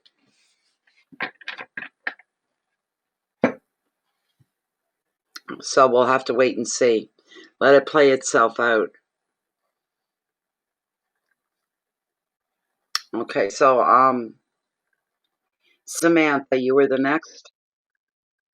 I gotta look to see if you got a question there. No. Okay. And did Samantha already? Thank you so much, Dee. But that's weird how you're manifesting somebody and the card basically come right out and said you're pulling somebody back from your past. That's what the card said. So that's pretty cool. When the truth is ringing through that way. Samantha, where are you? I can't remember what Samantha said.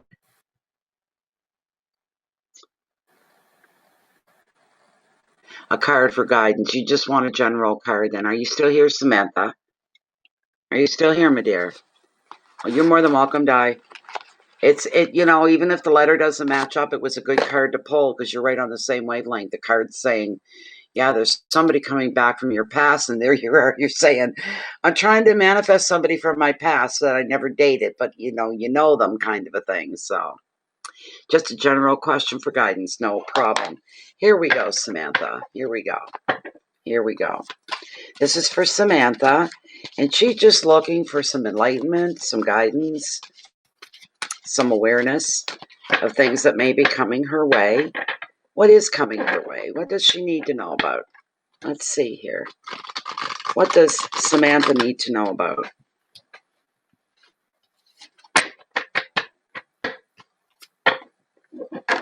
Oh, it is too bloody quiet. Really quiet. I can't stand it.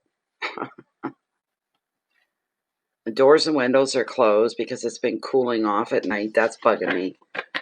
What? Bear with me a moment. I may open up a window. I got to check the temperature. It was warm the last time I stepped out. Where's my weather? There it is. I'll crack the window open if I can get away with doing that. Come on.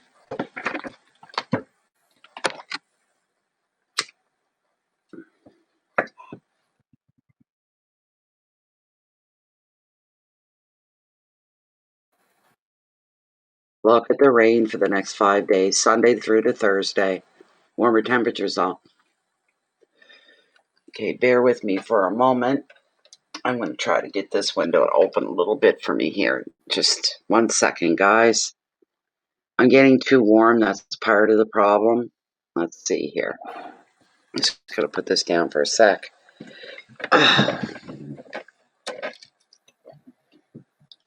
Watch it, baby. I'm going to fall over. Come on. All right, open. There, that's all I want you to do is open. There, all right. I feel a little more. Sorry, baby, I don't mean to disturb you, of all things. There we go. All right. This is a general card, please. What does Samantha needs to know?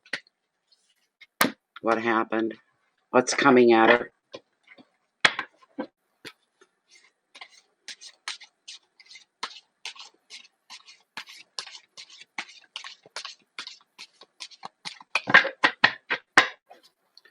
Okay. Here we go. Come on. What's going on for Samantha? We'd like to have a general card, please, and thank you. Please and thank you.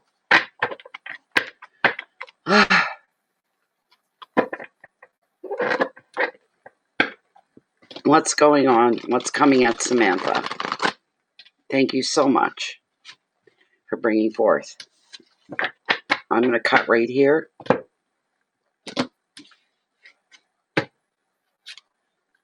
Oh, it's a nice card. We got the Queen of Pentacles for you, Samantha. Kindness is the prompt. This card would represent you, okay? Whether it's, representing your astrological sign or not, doesn't matter.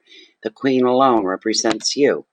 So it's a good thing, right? So, being Pentacles is a wonderful suit, very positive and very, very uplifting. And the Queen, of course. And I don't pull her very often. Not very often at all. Just once in a while she shows up.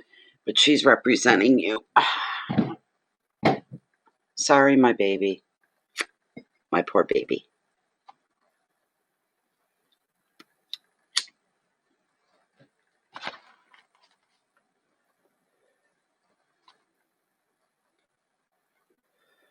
So, this affectionate, generous woman is the wise helper we all want in our lives. Are you that kind of a friend? That you're popular among your friends and that you feel their need at times and you're very supportive of them. And it all comes from a place of kindness within yourself. We all want someone like this in our life. A lover of nature, of home, and her family. She's very practical and very down to earth. As the You card in the reading, if your residence is resonating with you, Samantha, this Queen is showing you now is the time for you to focus on your key tasks in your life. Spend your money wisely. Another meaning is that an influential woman at work is in full support of you in your career and what it is you want to get out of it. The advice, be hands-on, be upfront and center. Make everything you do personal in that. Put your personal initiative, your personal energy into everything. Get involved. Give practical help. Share your knowledge with those that need it. I don't think you need to be told that because it's already part of your emotional makeup. Keywords are generosity and fertility, money, comfort, love, nature, and children and animals could have a play in this as well. I'm going to pull you a mermaid just to see if anything else is coming up for you here. So,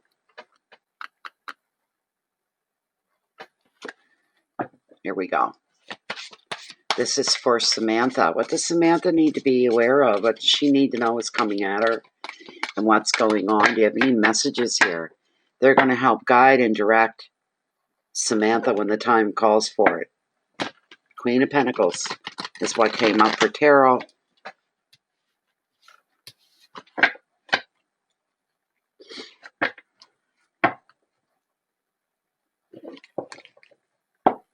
Let's see. Here we go. All right, now I'm going to cut the deck right here for you. and see what the mermaids are bringing up. These cards can hit home too sometimes. Let's see what we have. If I can get it. There we go. Again.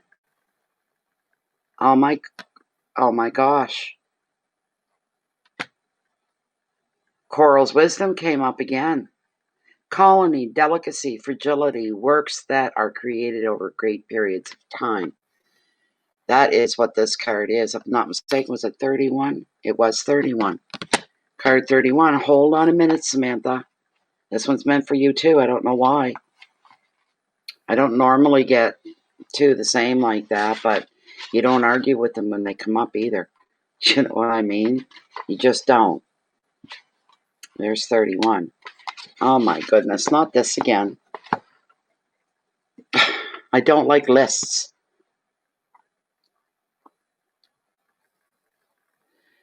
Coral is a magical talisman to enhance beauty and to ensure protection, has long been used. Tune into the coral and see which color comes to you to know what messages these precious tiny creatures are communicating to you. Each coral family has particular qualities, and each region has an energetic signature that is unique. To tune into your coral, read the list below, and then simply hold your coral in your receiving hand. If you happen to have any, that is. I don't.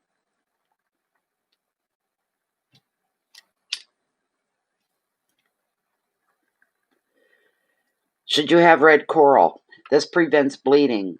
It's wonderful for the menstrual cycle, should you have one, and for women who are getting into their crone years, menopausal.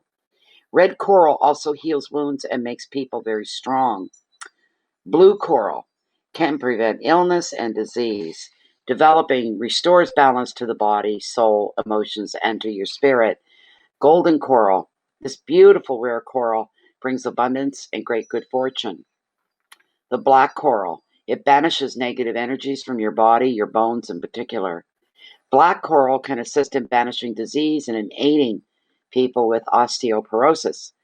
Angel skin coral, this beautiful soft pink coral can be worked with to prevent and to ease skin conditions such as psoriasis, eczema, and sensitive skin and eyes. It also helps with sinus issues, acne, and increases and stabilizes your liver function. White coral, pure rebirth, a time of transformation, allowing yourself to change and develop once again. Love that is unconditional and kind. White coral can also be used to program and to store energies. You probably do give too much of yourself, but these were the cards that came for you. So there they are. And this one in particular, don't look at this card as a pushover, someone that's easy. She's also very intelligent. She knows what's going on, and so do you. So you need to be careful about how much energy you put out to everybody. Don't do any more than you need to, because you'll spread yourself really, really thin. Too thin is what could happen here. And this card here is just bringing about educating you a bit on different corals and what they can do. And who knows, maybe you're going to be walking somewhere, see a piece of coral on a beach, see it in a store, this kind of a thing, but you're probably going to be exposed. So if you have to remember what the colors are, you can always look them up.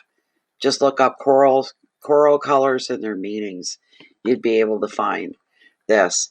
But this one here, don't let ever anybody think you're a pushover, you're too easygoing, easy to take advantage of. Stand your ground. You can do it kindly. You're the queen of kindness here. Compassion. It's a beautiful thing. So, nothing bad there, that's for sure. It's all good. It's all good. So, okay. Get my cards back over here, selenite over there. There we go. You're at the beach right now. Oh my God. Oh my goodness sakes. That is wild. Oh my goodness. Oh my goodness. Never do an overgive when you're giving to people of yourself, your attention, your compassion, your kindness. You've got the intuition that tells you this is where you stop.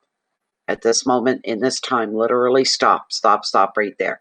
Whatever you've given and you hear stop, that's enough, then stop. If more is required, you'll feel that. All right. Just to make an overkill with the kindness. You're at the beach right now.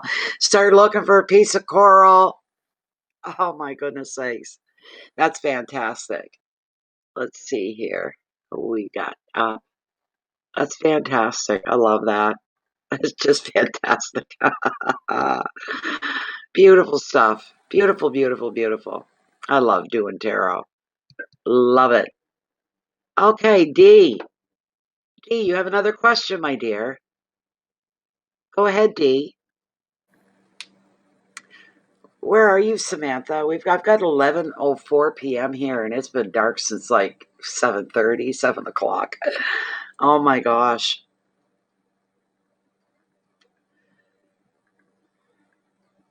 And I'm not surprised you give too much of yourself with the card that came up with the Queen of Pentacles. Yeah, because she's very giving. And being really overgiving like that isn't always a bad thing. It's not always a negative experience. It's just that it could be, depending who the giving is happening to.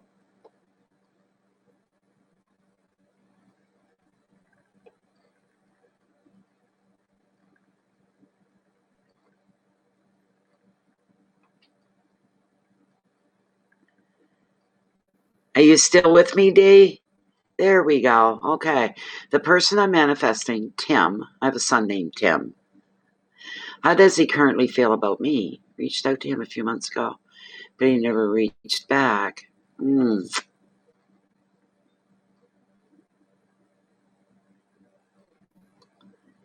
Oh my goodness, that's why you're in Australia. You're in the sister country of Canada. That's what we call it, our sister country. The reason we call Australia is because the people are very much alike between, the population of Canada, population of Australia, not number wise, but the mindset of the people. The people are Canadians are known for being very warm, very welcoming, very friendly, but so are Australians. It's another thing that we have in common. So, okay. So, D is saying the person I'm manifesting, Tim, how does he currently feel about me? I reached out to him a few months ago, but he never reached out. I'm not sure why. Have fun. Have fun beachcombing, Samantha. I envy you. That's wonderful. I don't know how you'll identify coral. I have no idea. If I were you and I had a cell phone with me, I'd search for the colors of coral.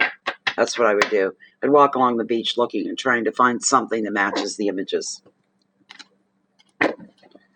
Okay, so Dee reached out to the man that she's trying to manifest from her past into her future. She's trying to manifest him. His name is Tim. Now, Dee has reached out to him before, but he's never responded back. She'd like to know why. She'd like to know why. A lot of factors could come into play. Is he with somebody? Is he already spoken for? Is he already involved? That could be one reason. Number two, does he remember you a certain way, but he has no idea what you're like now, years later? That's the other thing. If he's single and hasn't reached back, then he still sees you as the young lady that he knew from years and years ago. And I bet you've changed a lot since then. You're probably a lot more interesting as well. For sure.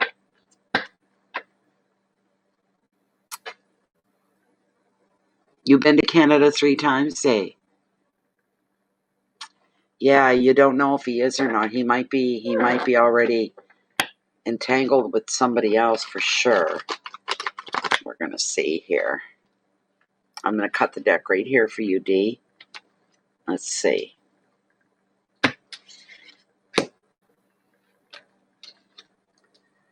Why didn't Tim respond back to Oh my God, are you kidding me? Again?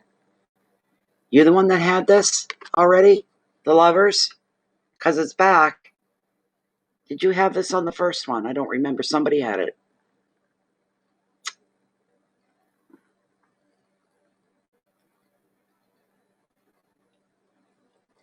Well, let's find them in the book here again. Major Arcana. Well, must have been meant to be.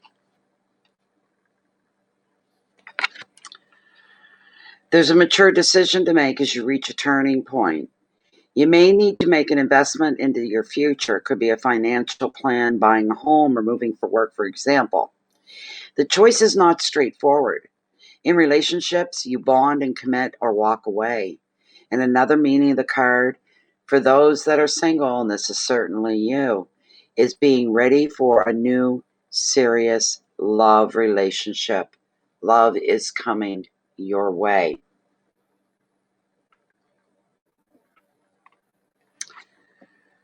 Make your choice based on your long-term future rather than short-term. When it comes to love, you wait for the right person. Don't let yourself be distracted by other people that are never going to be your person. Only give attention to someone that you feel could be your person, that there's a good chance that they could be your person. The keywords are love and commitment, future plans, maturity, decision, emotions, and separation for some.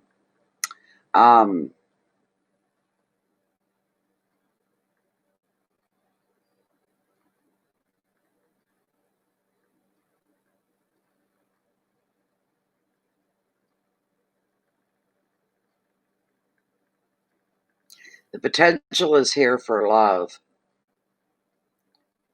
But when it comes and a decision or a commitment will need to be made, I'm going to ask Lilith, because sometimes she's just easier to get an answer from, and a resonation, of course. Let's see here.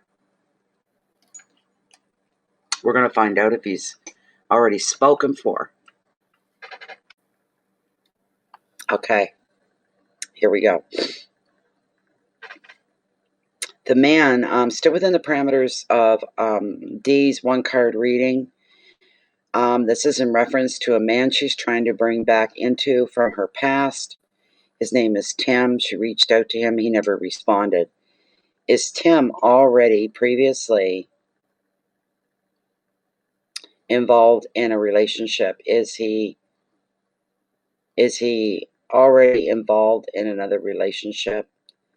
Would this be why he never responded back to Dee when she reached out to him? Lilith is saying yes right off. Dee, is he married?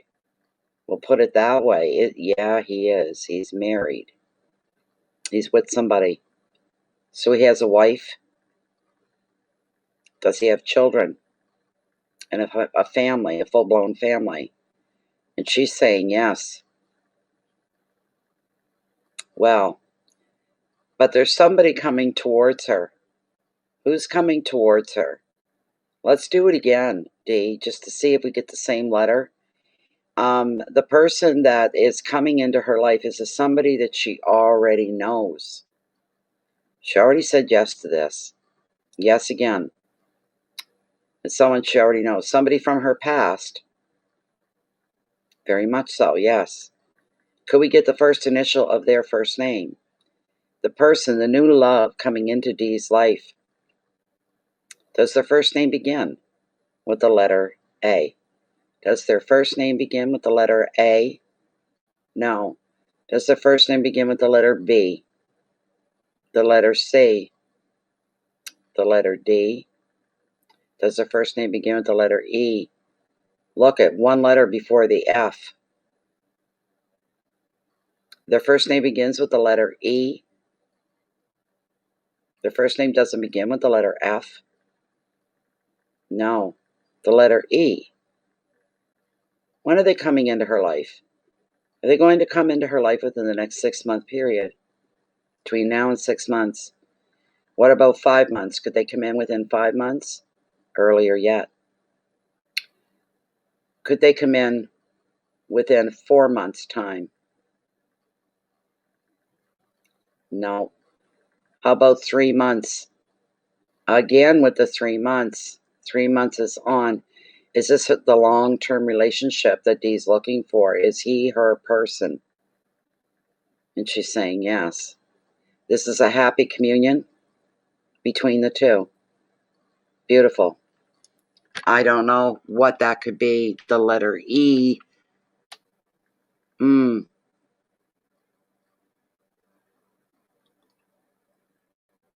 How many men's names begin with the letter E, and what could the name be? Ernie, Ernest.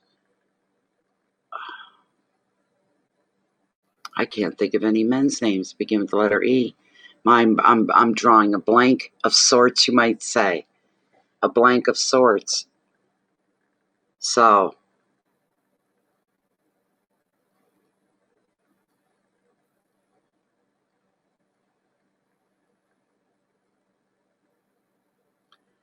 yeah, I'm keep getting interference on the internet here. It keeps kicking in and out, kicking in and out. It's getting annoying. The letter E.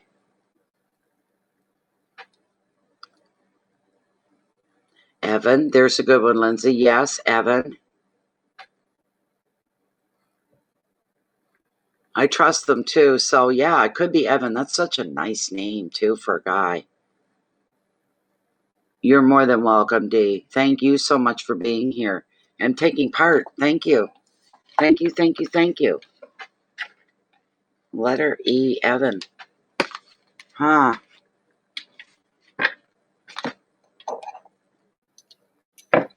My tea's getting cold.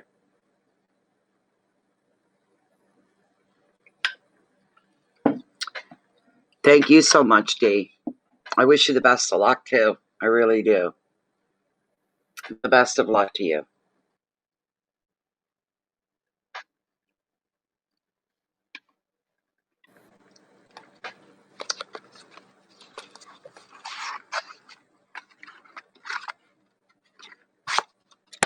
I even going to be able to sleep tonight. I laid down this afternoon and late. This was like supper time. I'd already had supper.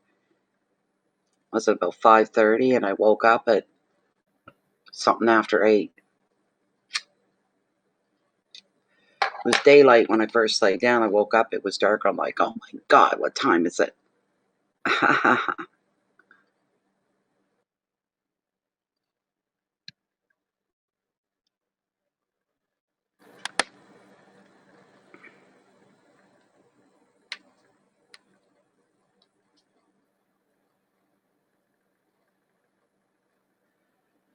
I'm just curious here. It's bugging me. Okay. M-A. Now.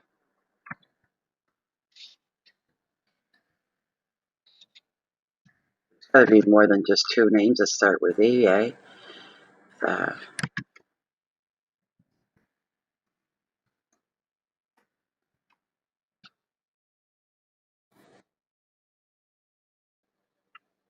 Ethan, Eli, Earl, Ezekiel, Edgar, Edmund, Edward. Oh, so all kinds of them here. Earl, Elijah, Elliot, Emilio, Enzo, Eon, Eric, Ernest, Ethan, Juan, Evan, Everly, Ewan, Urza. Oh my goodness sakes, there's all kinds of E names. All kinds of them. Eduardo. Yes, Lindsay, Eduardo. Yes. All kinds of E names. All kinds of them. I'm a dummy. I'm a burner. Tell me I'm not focused in on the readings. I'm not focused in on myself. My dead husband, his name began with an E. For Eric. So I didn't even think of that. Didn't even come into my head.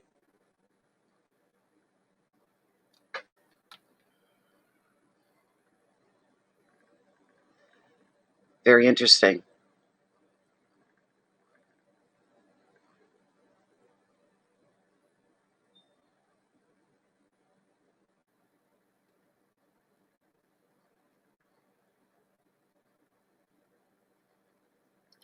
Boys, it's quiet for a Saturday night. anybody alive out there? Hello, is anybody home?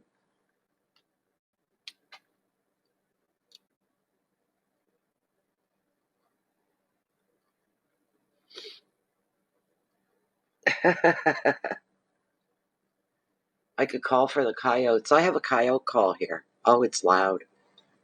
But I wouldn't do that. I don't do stuff like that anymore. At all. We used to for the fun of it. See if they would come in, you know.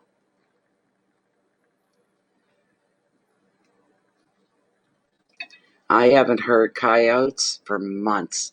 Since I've heard any coyotes at all. It's been months and months.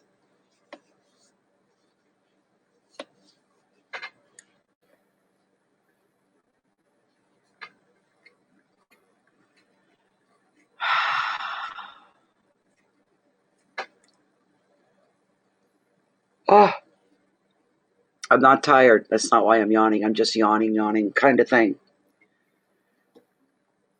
And somebody said the other night that there was another medium that they knew who's quite famous, I guess. I'd never heard of them. But they yawn all the way through their rituals, their practices, what they do. They continuously. And they believe that it's her energy's being cleansed and refreshed every time she yawns. So I'll take it. So, well, yes, her Tim guy, as far as Lilith goes, Angela, the Tim guy that from her past that she contacted, he never responded. Lilith says he's married with children. So,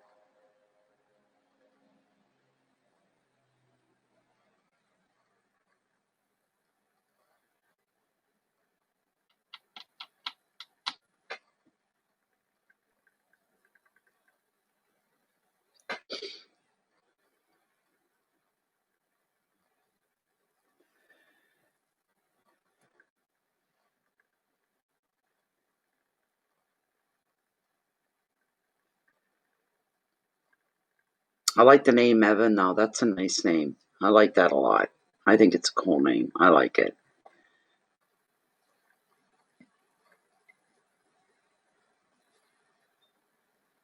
A lot of love questions. You get these nights when that's what happens.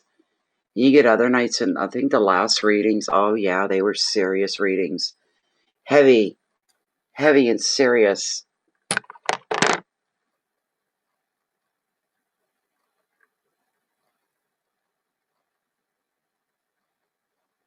Are you still here, Lachey?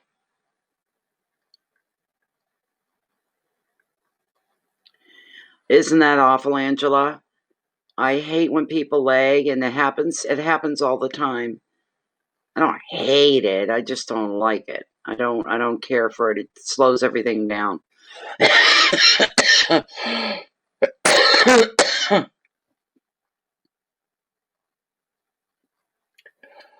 Ah, ah.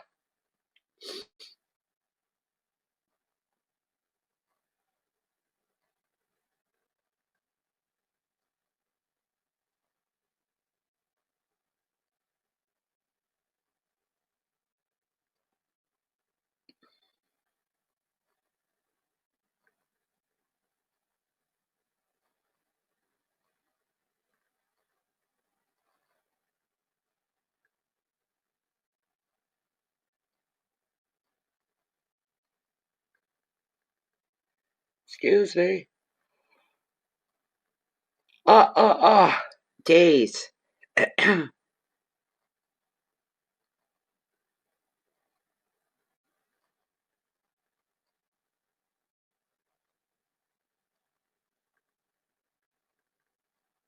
We got Mercury retrograde coming up on us soon as well. That's real soon. When is it? I gotta look it up. Okay.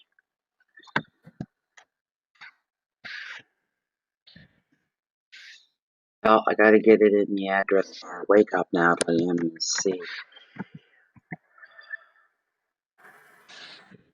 Mercury retro 4. Here we go.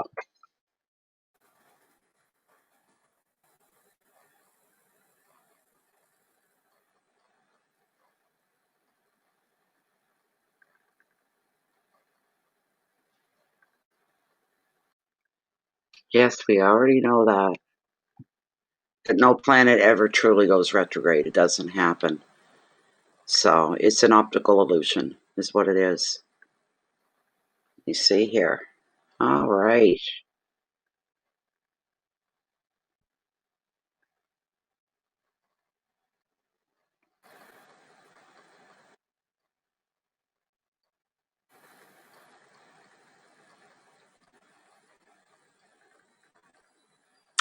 October, and it's in Scorpio.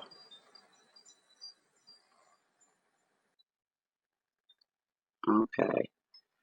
February, March, April, May, June, August. The last one was in July. There was nothing for August or September. Here we go, October. Wait now, what's the green? What on earth? Pre-retro. Okay, and post is yellow. Yeah, all right. July, August. Oh my gosh, the pre-shadow period already started on the 23rd. We're now the 26th. Oh my gosh. Right through to the 15th of October. That's where Mercury is. No, I don't get this. It's saying here, the green area. That makes no sense to me.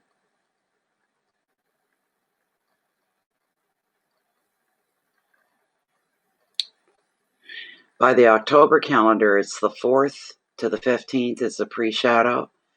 And from the 16th through the 30, no, till November 2nd is the red hot. Why there's green in September is beyond me, and that's all there is the last week or so.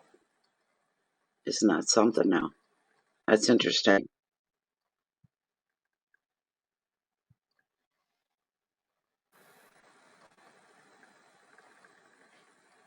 I don't know. We could all do without Mercury, I'm sure, at any given time.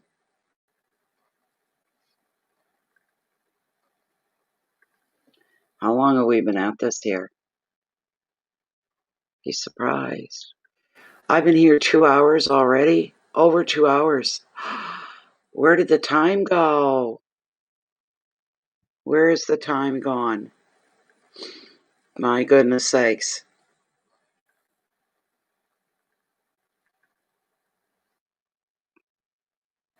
Where are you, Lachey? Are you still here?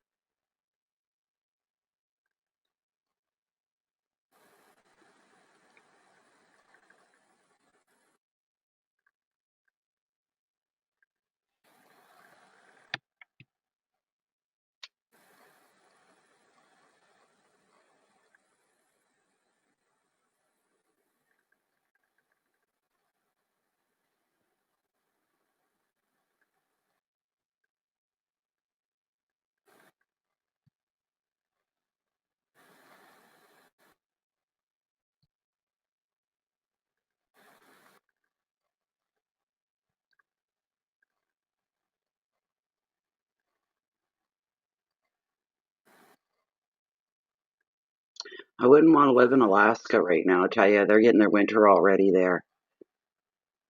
That's pretty tough. You gotta be tough to live in that environment anyways, I think.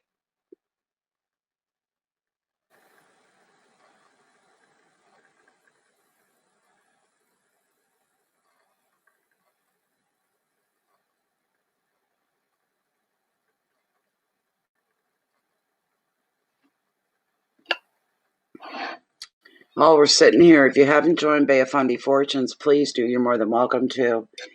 And when you do, hit subscribe, hit the little notification bell that's right beside it. Not guaranteed that you'll get notifications from the YouTube systems because they're messed up. Matter of fact, they may pull Bay of Fundy Fortunes and a few more of your other favorite channels off your list.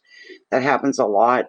The one way to avoid that, like if you're really into the tarot and into the readings, if you like Bay of Fundy Fortunes at all, if you're on Facebook, you can pop over and give us a visit there. We have a group. It's closed and it's private, which is the best part. Everything's pre-approved to ensure that we stay within the essence and the purpose of the group. That kind of a thing. You can, it's not Hotel California, like I like to say. You can leave anytime you like. But it's a very helpful group. It's a very strong, it's a couple thousand people that are just like me and they're just like you. So anything that goes on in the group stays within the group. So that's never a problem as well. So people remain comfortable. So,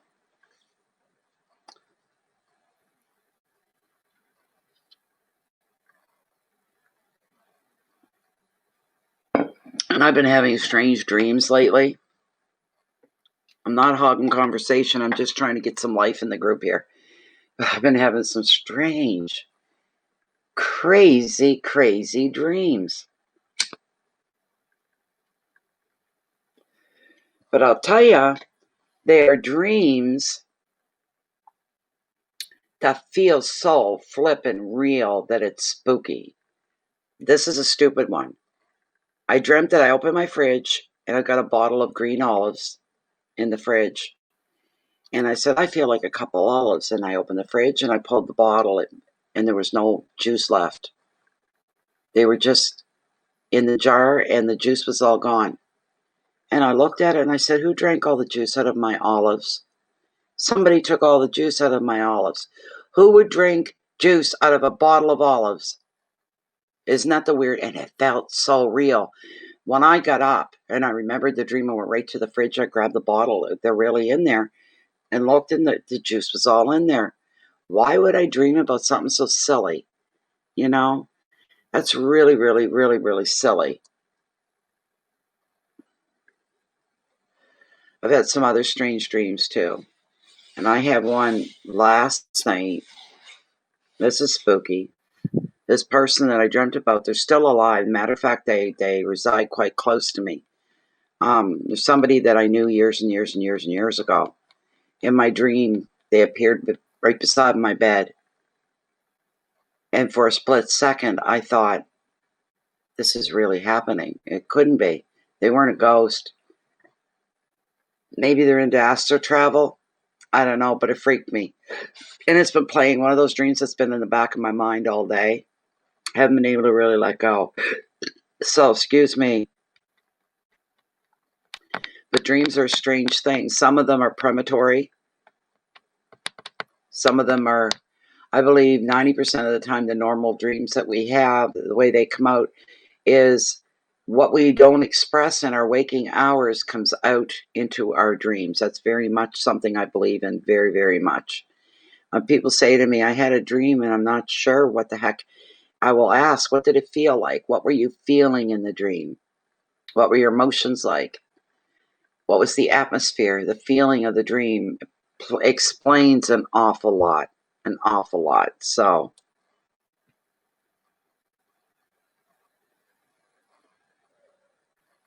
I don't know, maybe we're done here for the night. Maybe that's it. We've been sitting for a bit without any questions. So, I'm thinking maybe we're finished. Maybe we're done for the night. Maybe this is it. To be an awful short night for me. Not used to that. But that's okay. It is what it is. We don't force or push anything, do we? No, we don't. Yeah.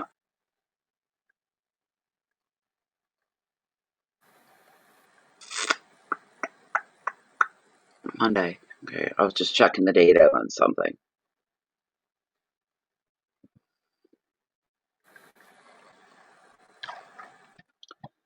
Not looking for it. I mean, we do need the rain in our area, but oh my God, it's going to be, look at day and night. Sunday, Monday, Tuesday, Wednesday, Thursday. But next Friday we'll have sunny with cloudy periods, but oh my God. It's going to be great. I got to do something to keep myself busy. I really have to.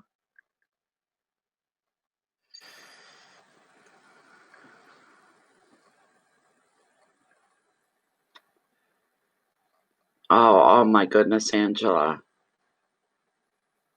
Felt masculine, yeah. Isn't that something? Oh my goodness. Some dreams are. I can handle nighttime dreams. What I can handle sometimes are daytime visions. Wide awake, and all of a sudden you see this. I want to call it a picture, a video, almost. You're watching like a movie almost play itself out. And it usually lasts about 3 seconds. But for you that's in it and you're being you're the witness, it seems to go on a lot longer. I've had them sleeping and waking. And I've had premonitory dreams that crossed over into my daytime waking hours and kept seeing the same thing over and over and over again. Pretty scary stuff. I can tell you that. Real scary. When I have a premonitory dream, they usually evolve within 3 months.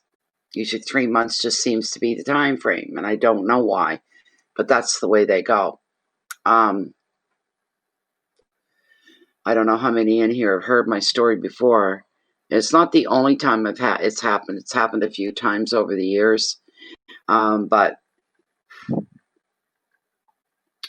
I had a vision, and it wouldn't go away, and I kept trying to push it away. My husband was still alive at the time. And then one day I said, I got to tell you about this. I had this dream, and now is manifested into a vision that I see in my waking hours, and it won't go away. And he said, well, what's that? I said, you're gone. You're not here. And we've been waiting for something and working on something for 17 months, the two of us, mostly him than me. And I said, it went through. We accomplished what we set out. But then you were gone right afterward. After it was accomplished, you were gone. What do you mean gone? I said, as in passed on. Don't tell me that, was his response. And I said, I'm sorry, but what do you see? I said, I see myself sitting in my armchair in the living room. TV's going on. It's on off to the side there. And I'm sitting and I'm tinkling with something. My head's down. It's like I'm trying to almost untangle a chain or something. I don't know. And there's blackness outside the windows. It's at night and I'm all alone and you are gone. The project that we worked on for 17 months came through on November the 1st. It changed everything for us. He died on the 19th, a couple weeks later. So I wasn't that shocked when it happened. And he died unexpectedly. I mean, 1 minute, oh no, what happened? No. Oh my God, you guys, I lost you. Oh my God.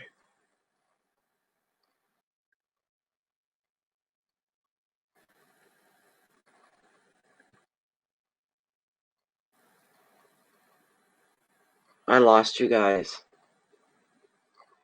Oh, come on, get me back in. Angela says, yes, I've been having them more often throughout the day with the same being. I'm not at all afraid. If anything, I feel safe and free. Aren't you? Isn't that wonderful? That's just, sorry about that, guys. I lost you guys for a minute. That was my fault. My mouse hit the X by accident. I didn't mean to do that. But yeah, I mean, he's talking to me 1 minute and he wasn't the next, put it that way. That's basically what happened.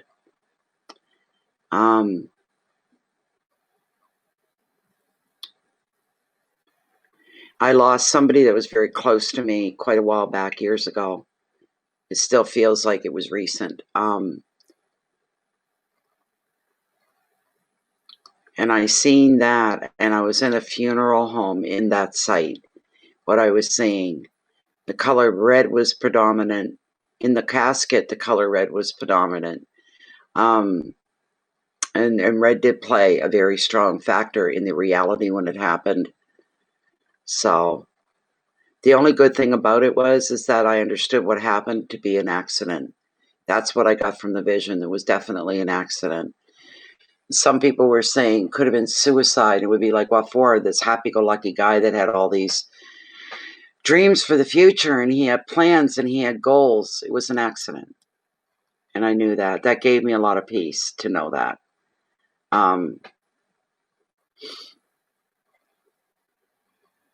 I still have one vision that never materialized, and it's not meant to yet, but soon. It's probably going to be soon, and I don't know if it's a good thing or a bad thing.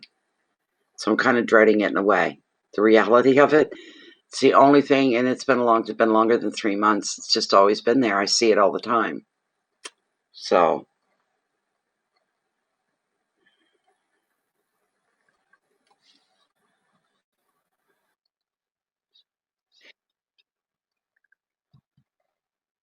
I'm glad you're still here, Angela. You might be the only one. You might be the only one.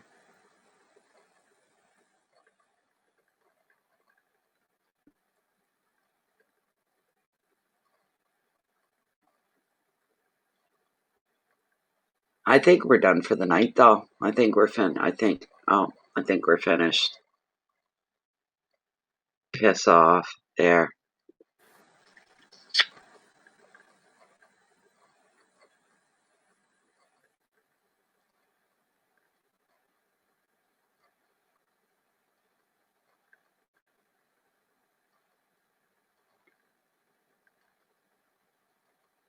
But if we do well, I'll probably try to come back again. I'll try to come back again tomorrow. We don't normally go this far between questions. I'll come back tomorrow night. I wanted to come on early today, but you know what it's like on YouTube during daytime hours? All the crazies are out. All the trolls are out. People coming in just to cause an argument or cause problems, this sort of a thing.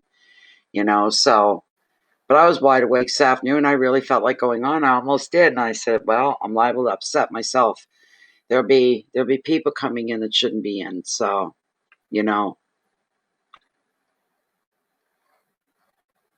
I'll tell you, Angela, I don't like the telephone.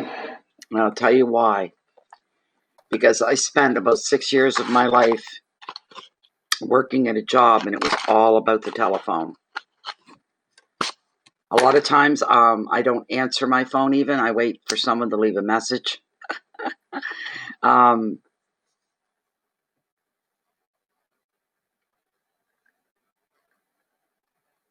get weird when it comes to the phone. It's not. I've got a lot of friends, but I got one friend. We communicate on the phone a lot, and she's probably the only one that I will. So, because I don't know, when I get tired, it hits me hard and fast, and I hate. You know what I mean? You're being really polite to the person on the other end, but you're tired, and how do you get off, and how do you.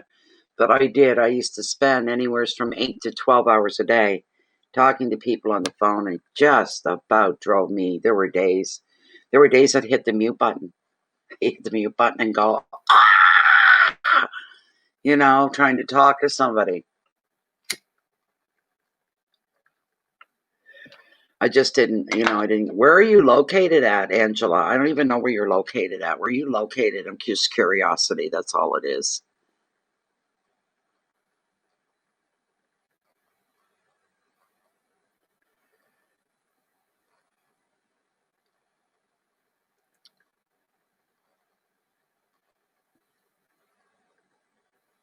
Because it's almost midnight where I'm at, So, why is that turning? That shouldn't be doing that. No, no, no, no, no, no, no.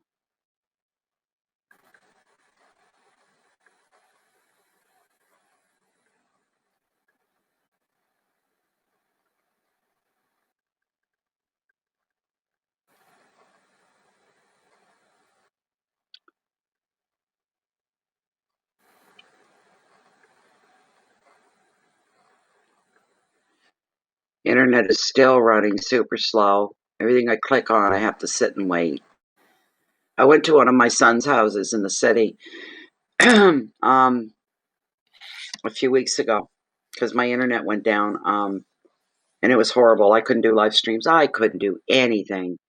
And I had monthly readings for September to post. And when I post them here at home, they take 1.5 to 2.5 hours per video to upload onto YouTube. That's not counting the processing time, everything I have to go through before I click upload to YouTube. Went into my son's, he's got fiber ops. They call it light fiber. Every video that would have taken 1.5 to 2.5 hours to upload it was uploaded in under 5 minutes. OMFG. That's all I can say. And I flew through the uploads. They were fantastic. Just fantastic. So,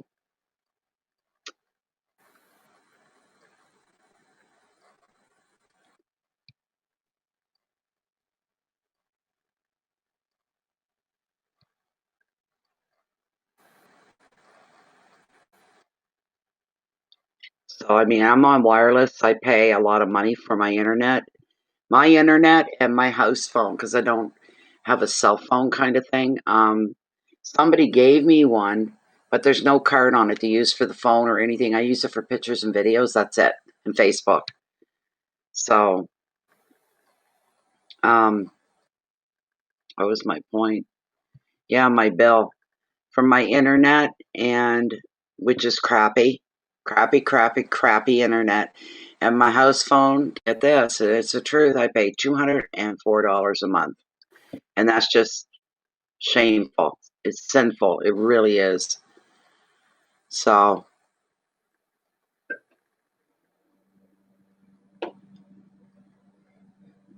you're in Texas. Wow. San Antonio, 9:45. Still early there.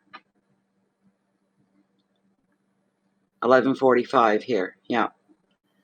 Big difference in the time. I was just curious of where you were. But I hate paying full price for internet services and only getting partial service, because that's what it comes down to, is partial service. You know, it is. It's awful. $204 a month just for my internet and my house phone. No cell phone included, nothing else, just that. I don't even have a TV service. What I do have is a link that I use that was given to me. It gives me a bunch of different channels. One of my favorite being TLC. I get a lot of the shows I like on there. So I watch that. Bravo. I get Bravo. And some of the stuff on there is okay. The Housewives of this and that, the Real Housewives are all over the place now, those shows. Housewives of Atlanta, Housewives of New York, Housewives of,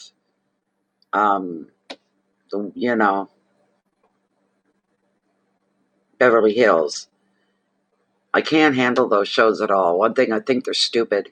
The other thing, I can't stand listening to them because these women don't know how to talk in a normal tone of voice.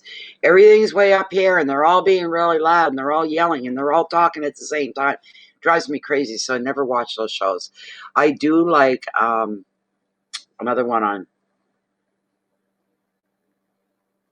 on TLC is, oh geez, the wedding dress one. What do you call that one? Kleinfeld's? What do they call it? Say yes to the dress. Saying yes to the dress. Do you watch 90 Days as well? You got 100. Oh my God, that's really good. Oh, I don't care about your language. Geez, I say worse than that. I watch 90 Day Fiancé as well. Yeah, I can't stand those housewives of this and that and the other thing. It's like, come on. Really? I imagine they're making a pretty penny doing these shows, then good for them. But I mean, outside of that, no. So, but yeah, say yes to the dress. I do enjoy, you know what I enjoy? What I enjoy is the outlandish amounts of money that these women spend on a dress to wear for one day. I got married once before, and I had an $800 wedding dress, and it was original, and I got it on sale for $400. I thought I did well, not $40,000.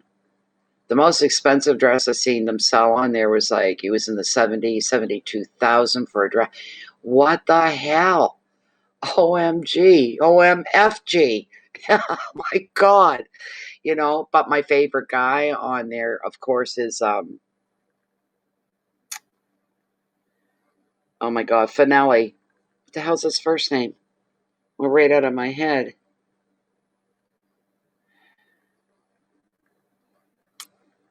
Randy? No, Randy. Is it Randy? No.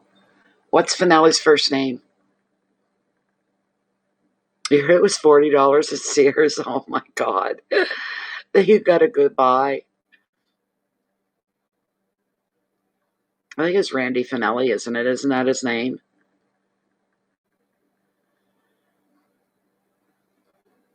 I love him anyway. He's my favorite one on the whole show. I like Shay. Shay's pretty cool too. I like Shay an awful lot. Yeah. I think it's Randy Finelli. I think. And then there's Shay. I like those two a lot. I gotta look this up. Hold on a minute. I'm gonna do a search. The stars of Say Yes to the Yes to the Dress.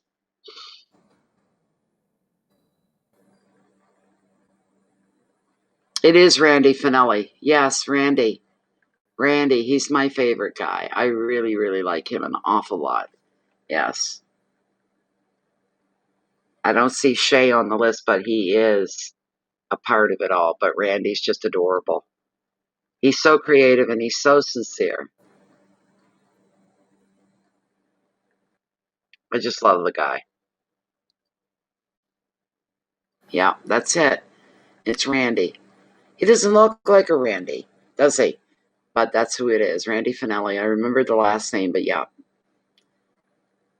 But I don't understand. Like, I understand how that's a woman's day. That's her day, her one day. And people that have a lot of Skrilla, they don't concern themselves with the cost of things like that. I know some of the guests that have come on there, they've, I think I have a question. One moment. My little red light's on. No, I didn't. It was something else I did to cause the light to go on. Okay. They've had some women on there that have been on there more than once. Do you remember the two sisters? They look like twins. They're really over tanned with long, over bleached, long blonde hair. And both of them love running around half naked in wedding dresses. They want wedding dresses that make them look like they're half naked. And one of them is married to a very wealthy man, and she wanted them to renew their vows. She had to go buy a new wedding dress. It cost $40,000. This is the second time. Oh my God. And of course she's really quite young compared to her husband. He's like 25, 30 years older than her, and will give her whatever she wants because he can afford it. This sort of a thing. So you just see some of the repetitive people that'll come in. So, and the money that's spent, my God, I can imagine the money that these people make, Kleinfeld's wedding shop, like, oh my God.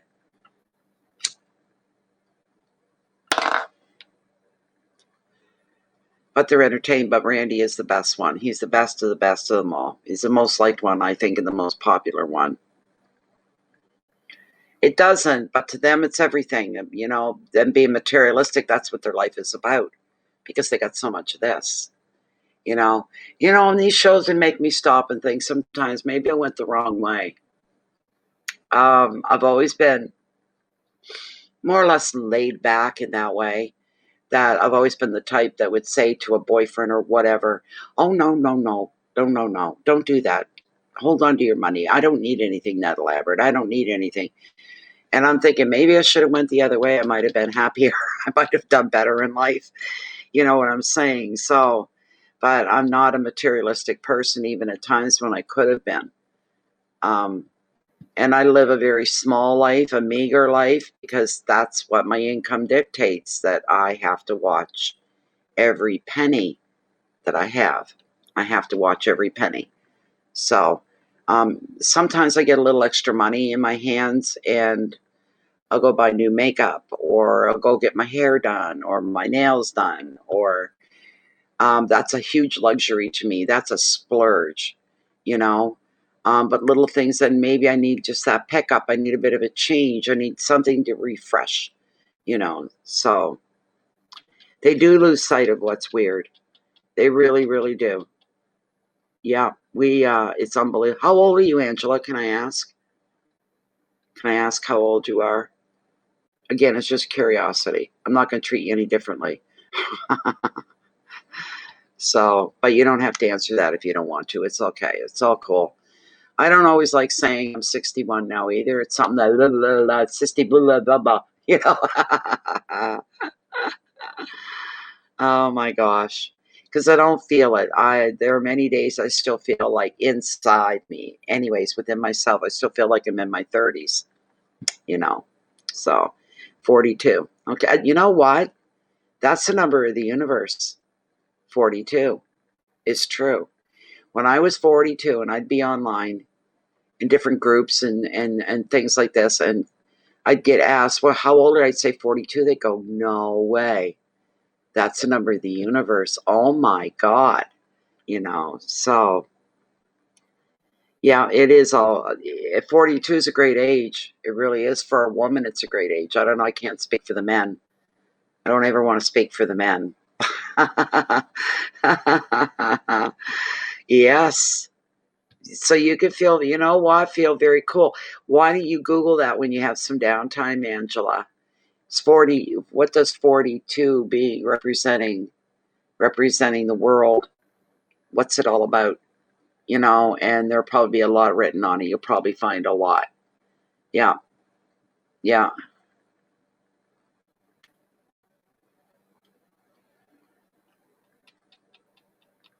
You feel very awakened. Yes.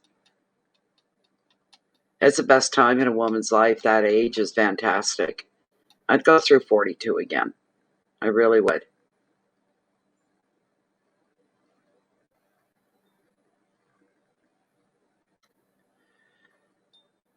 Let me see if I can find anything. Maybe I can even post a link here in just a minute. Okay.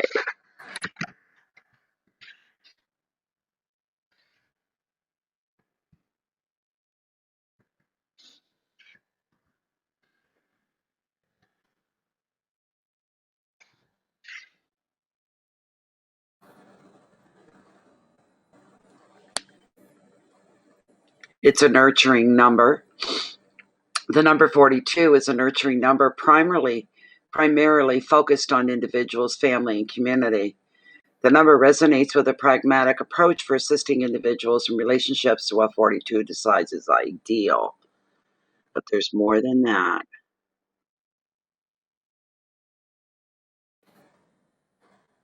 Let me see. What is the hidden meaning behind the number 42? I don't know if it's going to come up. I've clicked on it. Come on. Heaven's sakes.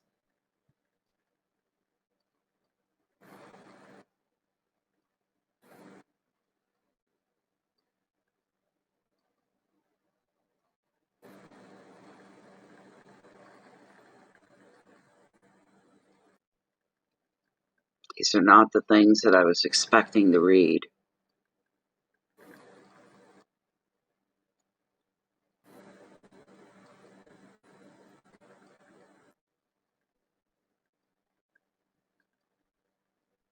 Maybe this one, Answer to the Universe.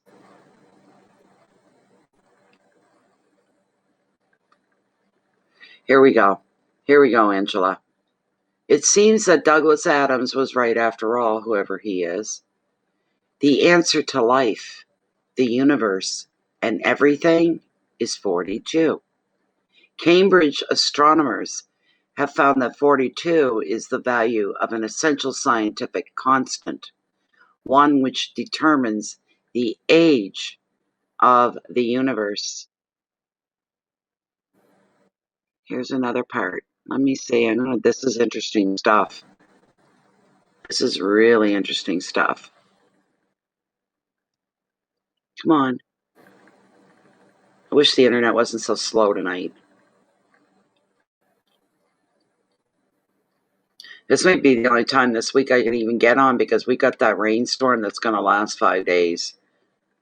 A lot of rain coming, so this might be the only night I get to do this. Let me see.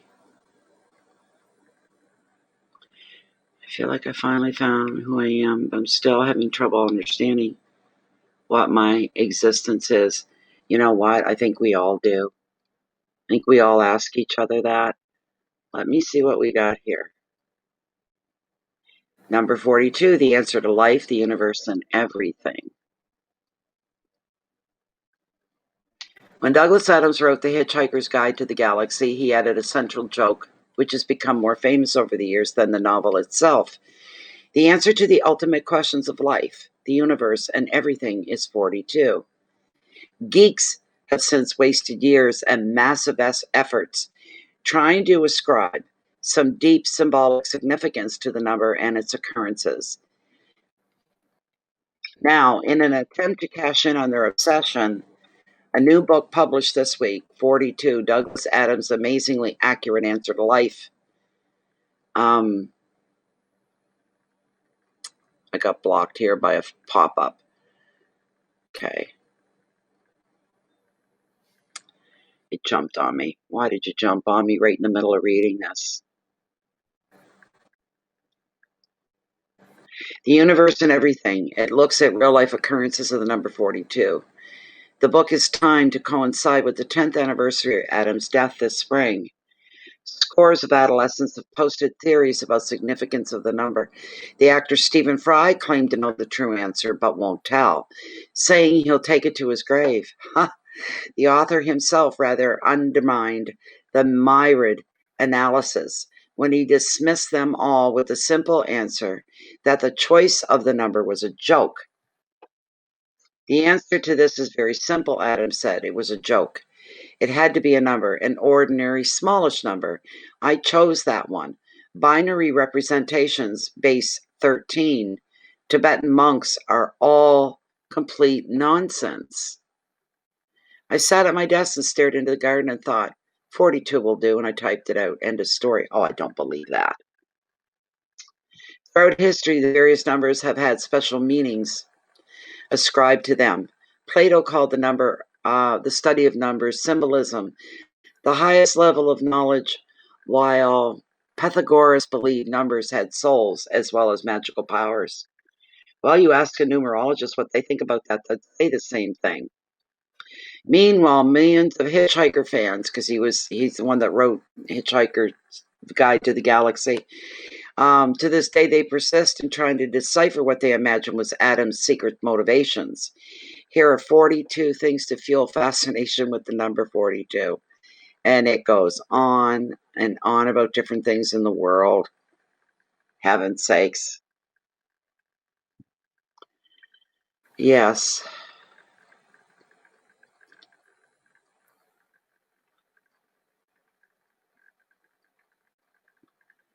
Confidence and self-reliance. Self-reliance is a big thing. Confidence, I think, is what the world sees in you. Self-reliance is something that only you deal with and only you see, is what I believe to be true. So,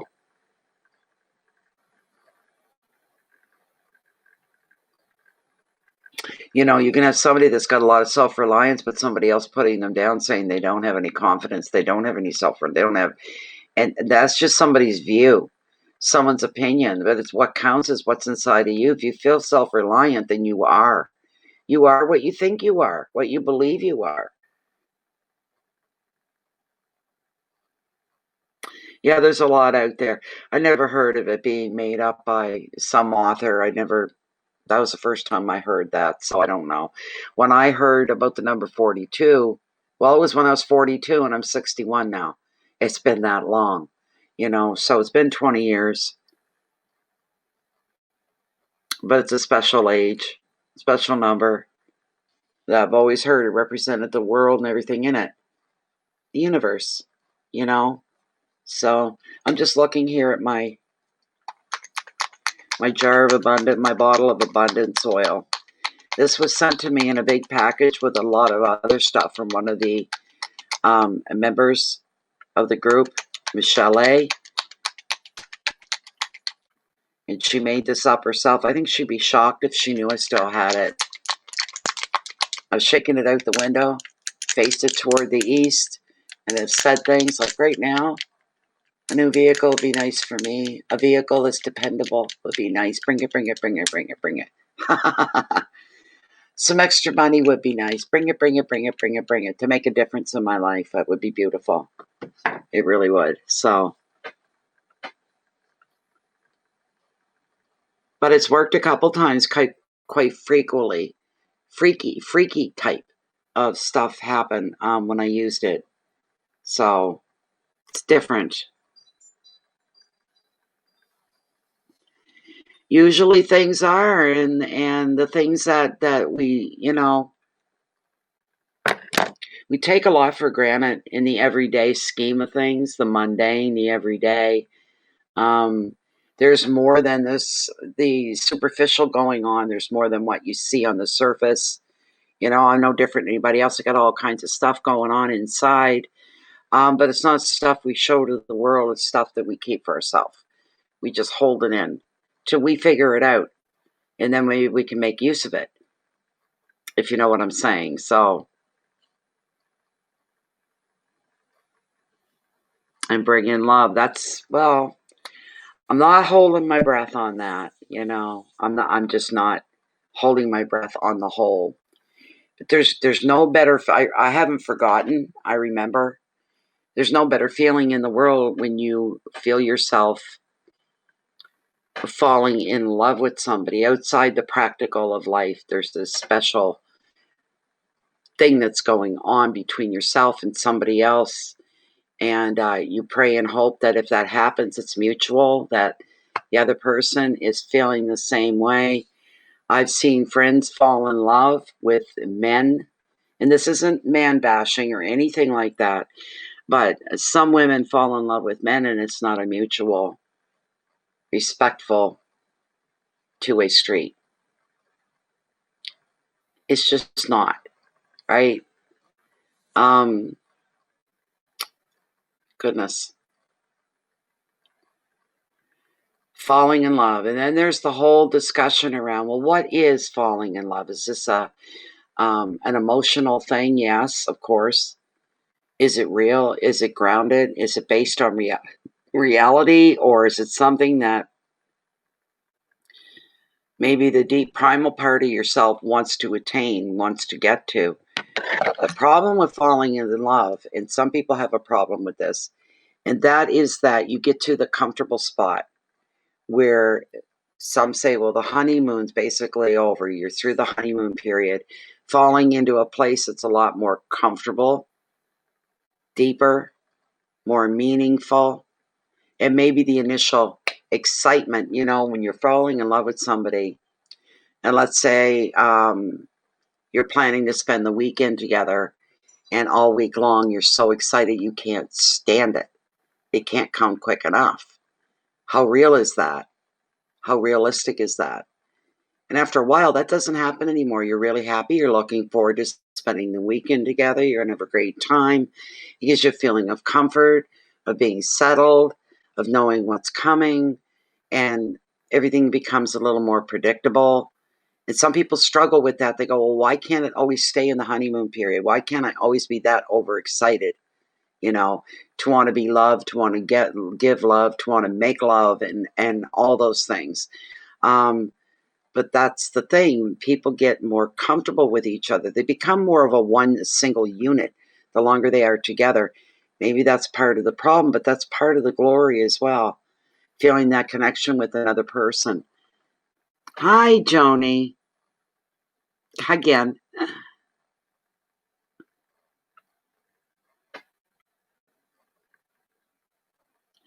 You've got a good point, Joni. Yes. Thank you. Thank you, Angela. Same to you. I don't always like myself. I don't know why. I get a little moody sometimes. I don't hide that from anybody. I tell people, you want to get around me, get used to me being a little moody.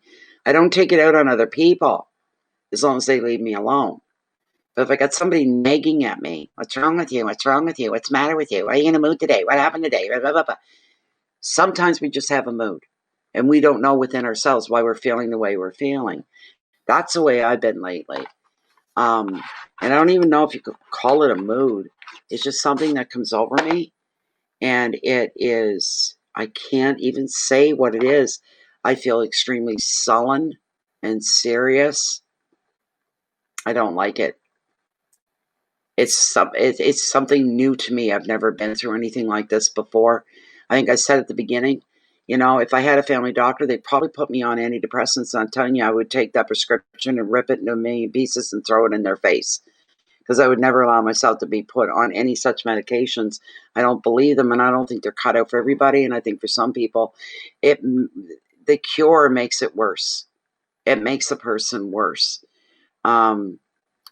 Some people go through life for a while, they don't feel anything, they become numb.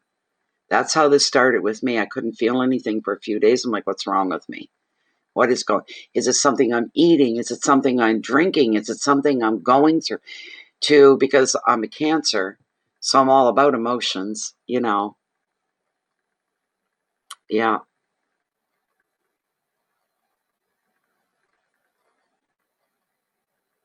She does she?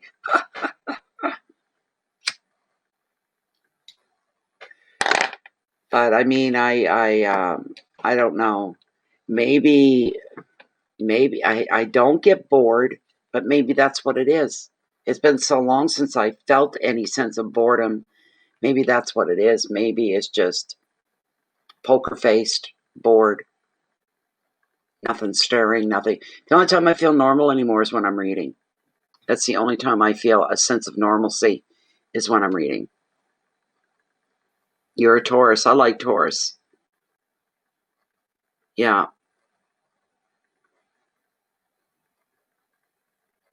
That's how I feel too. I feel odd. And it's not really a bad mood. It's not a good mood, a bad mood. It's just something, I don't know what it is. I don't like it at all. Hi, Joey. How are you? How you doing, Joey? Nice to see you again. Very nice to see you. I like seeing the old faces too. A lot of our usual regulars aren't even in here tonight. Yes, peace and quiet. I don't like to argue. I think debates are healthy. If you can have a good, healthy debate with somebody that you're comfortable with, you can even get your excitement level up and raise your voice a bit, but it's always okay at the end. There's no hard feelings. You got to be able to express. I'm a very expressive personality. I've always been that way. So when I feel strongly about something in a conversation, I get very emotional. And, the fire starts to burn and it just comes out. It doesn't mean I'm angry or I'm mad. It just means I'm very passionate about what I'm talking about. Some people are not comfortable with people like me because of that. I have an excitable personality at times. I'm very open and I'm very direct and I'm honest about what I think and about what I feel. I'm not, my friendships in my life in the here and now, we're not perfectly matched as friends. I've got friends that do things that I would never do. They live their lives in a way that I would never live my life. But there's a connection. And we go by the connection, and I respect the differences between us, kind of a thing. I've got one friend. She could even be in here right now. I don't know.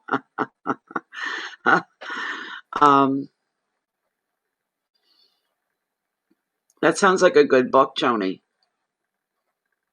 It sounds like a good book. Yes, at the moment, I'm still here doing readings, Joey. Yes, I am. Did you? You like the Aries reading for September? I don't remember it, but I'm glad you enjoyed it. But as I was saying, I've got a couple friends that are like this. They're into hunting. One particular friend, she's going it's bear season, so she's going out hunting for a bear. And she starts to talk to me about it, and I just go like this. You know better. You know me better than that. I'm not, that's not my thing. I go against anything like that, but she says, I'm going to use the whole thing. I'm not going to waste anything. She wants a bear rug. She wants a bear slippers and boots and all this kind. And I'm like, yeah, okay. You're discussing this with the wrong friend. It's the respect has to be a two-way street. Fine, that's what you do. That's your culture. That's what you've been doing for you. And it's not mine. It's not mine by any means. So, sure thing, Joey.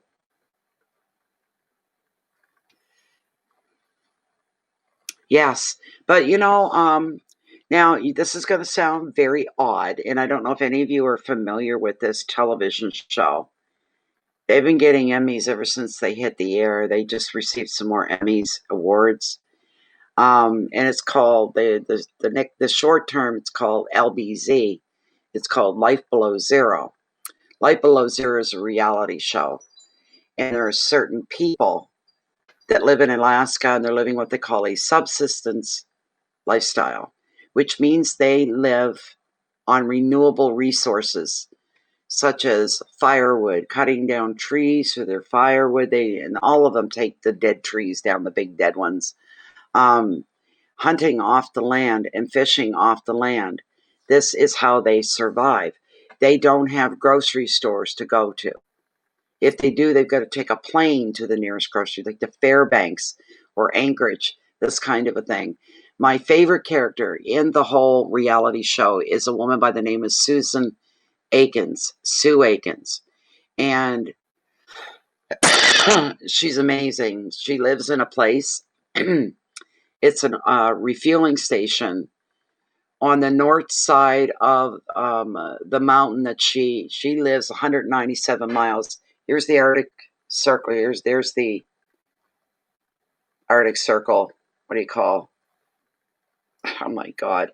It's like the elliptical thing. She's 197 miles above the Arctic Circle. She's right at the very, very top. She lives alone up there. It's all tundra.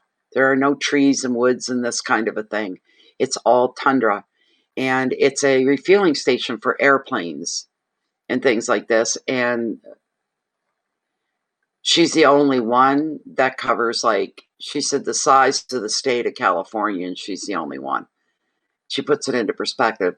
But she lives alone all year round. During these times of the year, she's already getting snowstorms. She won't see another person for a long, long time unless a plane comes in. She has an airstrip. She has to keep it clean. She does all her own electronics. Generators break down, things like this. She takes care, and it's just fascinating to watch her. The only parts I can't watch is when they're hunting. I have a hard time with that. And I will turn my head or I'll get up and walk away. And when I know the hunting's over and the kill is done, then I'll come back and watch. I just have a hard, but she hunts for food. That's her lifestyle. So,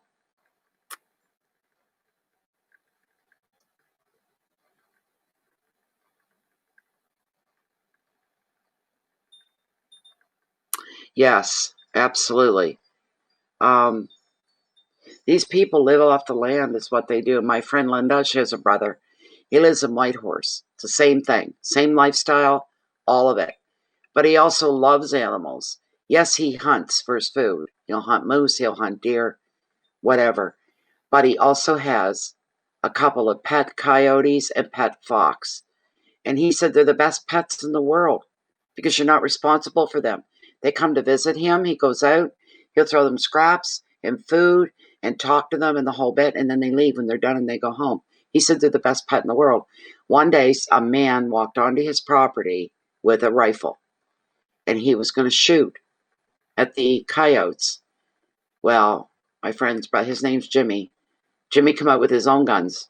It said, you shoot one bullet off of that gun at these animals, and I'm going to shoot back at you. And the guy hightailed the hell out of there. But I mean, he's got this balance thing going on. Some animals are there to love and admire. Some are there to sustain the lifestyle. So, I have a hard time with that.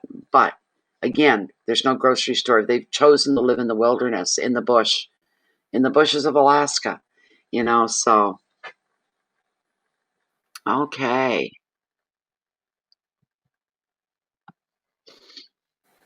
Joni, okay, you and I are the same age. Oh, really, Joni? I didn't know that. I thought you were younger than me. Joni sounds like such a young name. I think you would find the book enlightening. It focuses on being aware of how the past can intrude on the present and tools to navigate and to understand. That sounds good. It sounds good. I'm all for enlightenment. I really am. And the past can intrude if we allow it. Yes, very much so. Or we get influenced by the past coming into our present.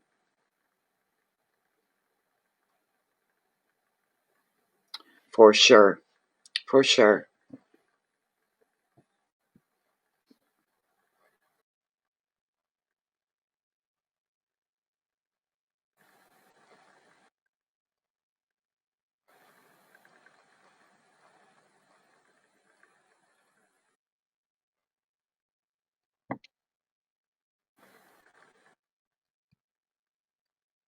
All the women in my family have all lived to be in their 90s, and I'm hoping I get the same thing as far as age goes.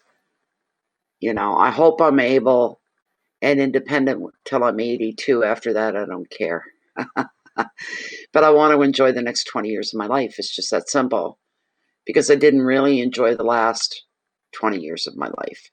It was challenging. Every day was challenging.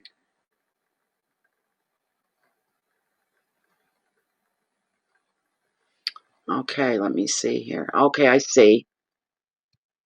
Let me see.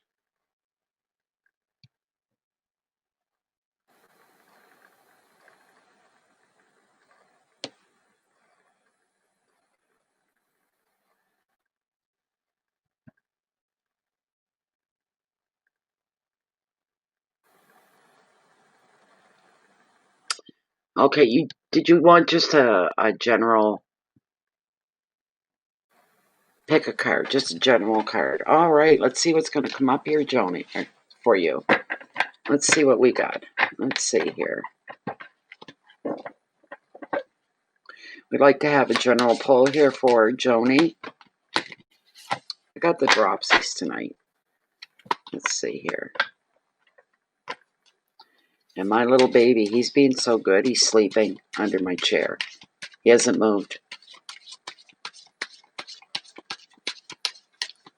Could we have a general card for Joni? What needs to be brought to Joni's attention? What does she need to know about? What does she need a heads up with?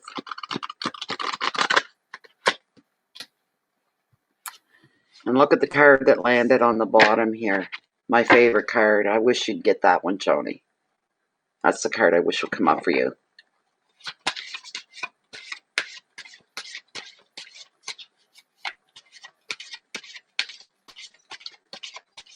Hello, hummingbird. How you doing, Sarah?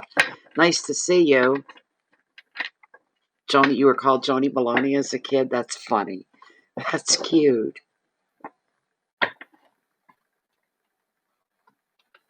That's right. Everybody in here is accepted for who they are. That's very, very, very true. Yours is ready to play. Oh, that's funny, Angela. How you doing, Sarah? What's going on? Still enjoying your jam? I have a little bit every now and again. It's hard to not sit down and just gulp it. This is for Joni. What's going on for Joni?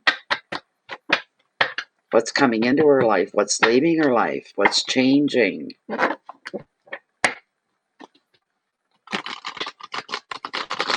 All right, I'm going to cut the deck right here.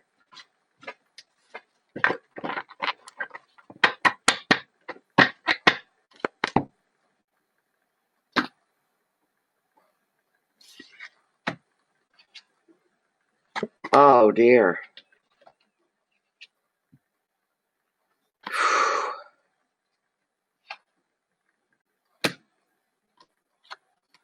Okay, Joni. Have you been through something recently, or even not so recently, that's something that you've had to grow with, that brought on healing? Because it's not, I don't like this card, but it's not completely a negative card. There's the thing. Hello, Yvonne. How are you? I've not seen you in forever. You tired today? Are you humming? Aw. I haven't seen Yvonne in a long, long time. The card, Joni, that I pulled for you is the Heartbreak card of Tarot. Okay, it's a Three of Swords. But this is also a card of healing. Let me get out the generic side of this, please, for you. It usually indicates something you've already been through, not something that you're about to go through. So let's be clear about that in this case, all right? The 3 is the Heartbreak card of the Tarot. But thankfully, see, it's a minor arcana card. It signifies a transient event that you will process and you will heal from. This card often arises to reveal relationship breakups, affairs, and disappointment. The positive of this card is that at least you'll know exactly where you stand. You will be seeing the truth. The 3 can also signify stress symptoms such as anxiety and fear. Here's the advice, and I so believe in this. Feel the pain and see the truth of the matter. This situation has happened for a reason. Keywords are heartbreak and sorrow, betrayal, loss, affairs of the heart, breakup, and tears. And I do believe if you're going through something where your heart has been injured, that you should always allow yourself to go through whatever you have to go through. Experience the pain, embrace the damn pain. You're acknowledging the pain. You keep pushing it away and pushing it down and pushing to the side and pushing it out. You're not pushing it anywhere. It's digging deeper within you and deeper and deeper and deeper. And you'll find later on down the road, it could be a year down the road or years, the pain keeps coming back up to the surface.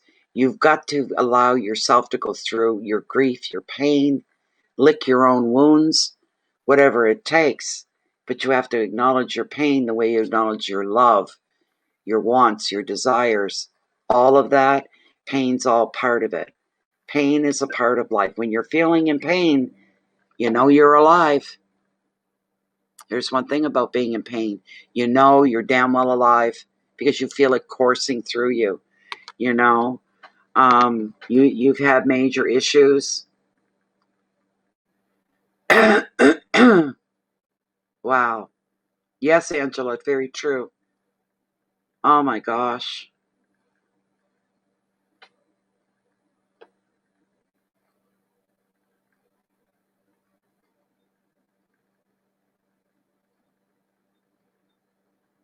You've been going through a lot, Yvonne. But Joni, this is telling you if you basically, you have to clear this out. And the only way to clear this out is not by pushing it away or not acknowledging it. You've got to clear it out by admitting to it, embrace the pain, bring it in, acknowledge it. It wants to be acknowledged. It's saying, I'm here, I'm here, I'm here, I'm here. The longer it goes, the harder it is. So there's some things here that you need to deal with. And you'll be doing yourself the biggest favor by dealing with them, by allowing that pain to come through. Dealing with issues that need to be dealt with. It's unpleasant, it's difficult, it's challenging, it hurts, it hurts, it hurts. And it's hard. And there's absolutely nothing easy about it. There's nothing you can do about how you're feeling about things inside. They're not sitting well with you. You need to address them. You need to be brave and you need to be tough. You have to get hard to get soft. You have to be tough to be soft. You've got to charge through. You got to grab the bull by the horns and say, that's it. I'm going to deal with this. Is it going to go away overnight? No, it'll go away little by little, but you're dealing with it. You're giving it the attention and the acknowledgement that it needs, whatever it is you're going through.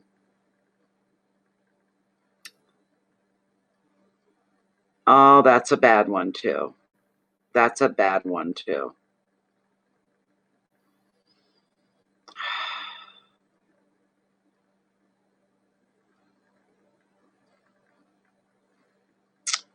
You've got to find a way around it. This is a challenge for you, Joni, that's within yourself. You've been given a challenge. Something needs to be acknowledged here and dealt with. I'm so sorry. You had the rug pulled out from under you. That's horrible.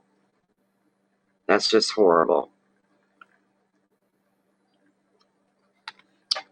Good heavens. Let me pull, Joni, let me pull a mermaid. The Oracle of the Mermaids. This is for Joni. What's going on with Joni? What's going on? Bring her some direction, some help. Give her a heads up. Give her some insight on what needs to be dealt with here.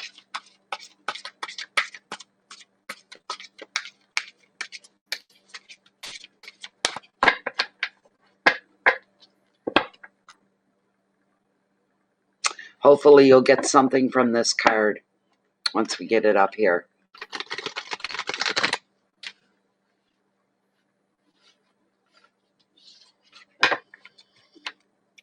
Excuse me. Oh. Career related is heavy because as far as work goes, working, having a career, working outside the home, job, whatever it may be for different people, you spend the bulk of your life on the job. So you can't take that lightly. You spend probably 70% of our time working. The rest is living your life. So anything that goes on within your career, within your job, it's going to have a huge impact on you. And it affects you emotionally. It really does. I'm going to do one more run through and then I'm going to cut the deck.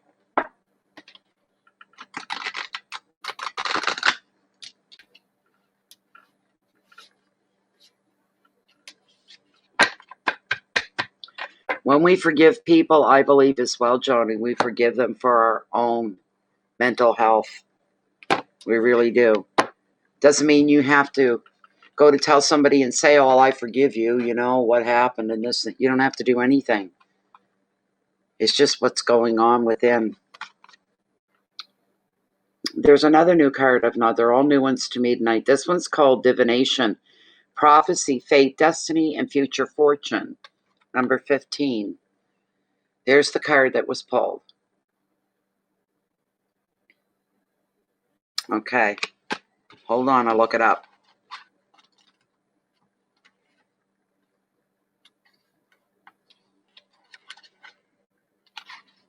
All right.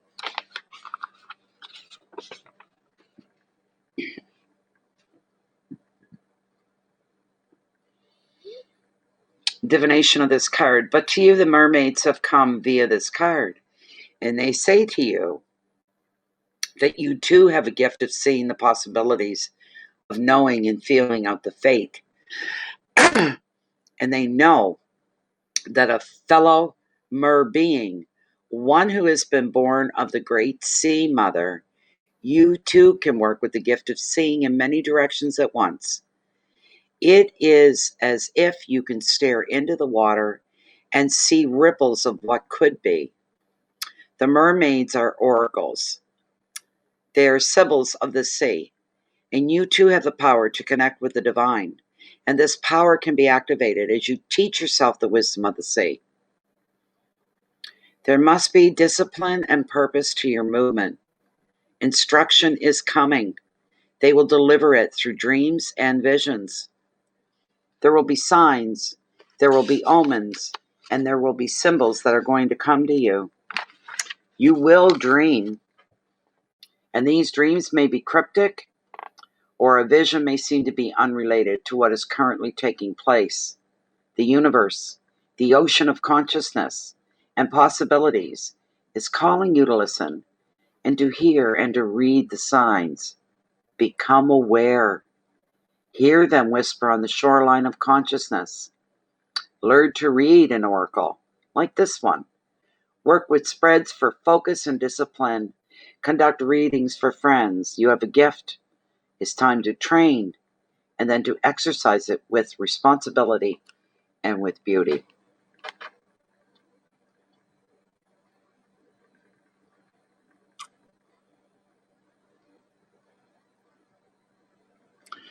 That's incredible.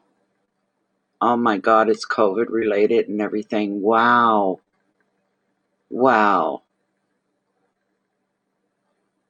Anyways, if I were you, I would, when the replay's ready to be replayed, when this is over and we're into replay, you come back and listen to this card again. It's going to help you. This one, look at the healing. The healing is still there for you. It's still laid out. There's still strong possibilities to go in that direction. It is not the end of the way things are. It is not.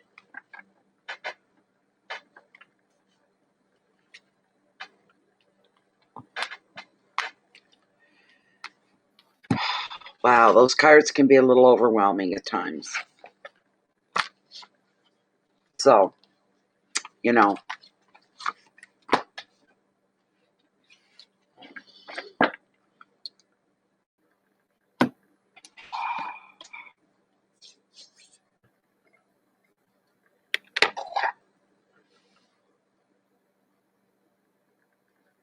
hello, Connor.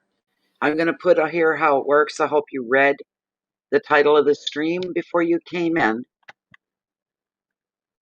This is how it works. No matter where you're at on the planet, PayPal is always available. You don't need to be a member to send money. You make a donation, one question, and tarot comes forth and answers, and they're not just straight yes or no. They're usually involved, okay? And if you're within Canada, use the Canadian Banking e-transfer system. There are the links right there. So you have every opportunity to get some self-healing going here for yourself, Joey.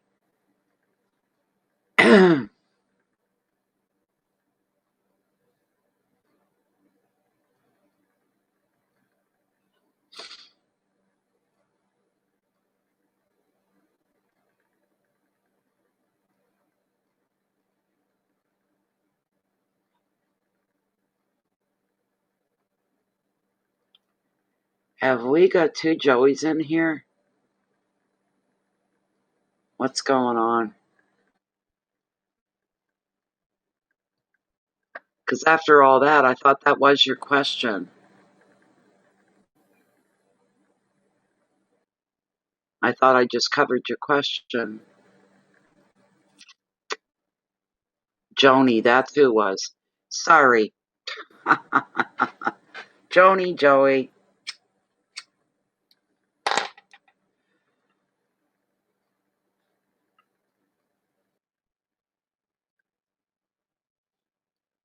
What am I missing here? Am I missing something?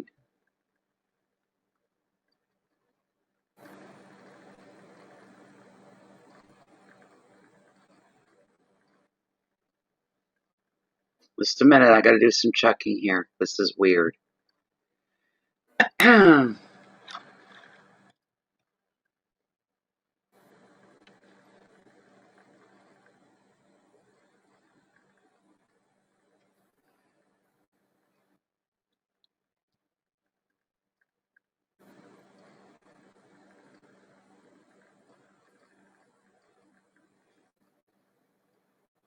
Oh my God, everything's running so slowly.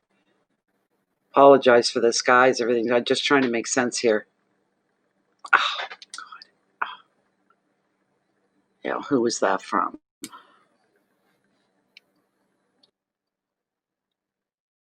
Who on earth? Jeez.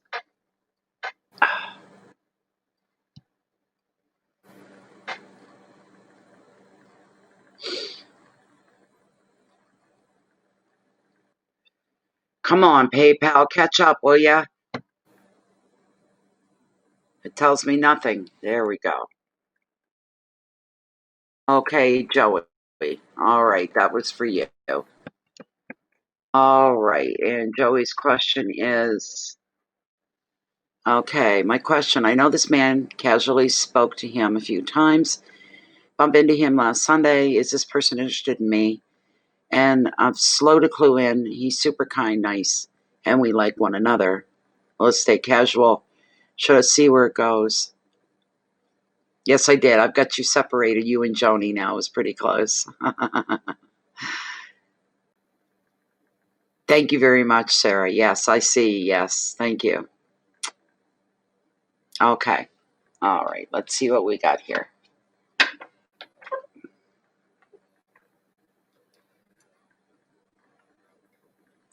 Okay. This is for Joey. And there's a man that she knows, and they seen each other on Sunday. And they like each other. He's very kind and giving and patient. He's a nice guy. And Joey's wondering if there's a connection between the two of them. Is there a connection? Is there going to be a deeper connection between Joey and the man that she's referring to?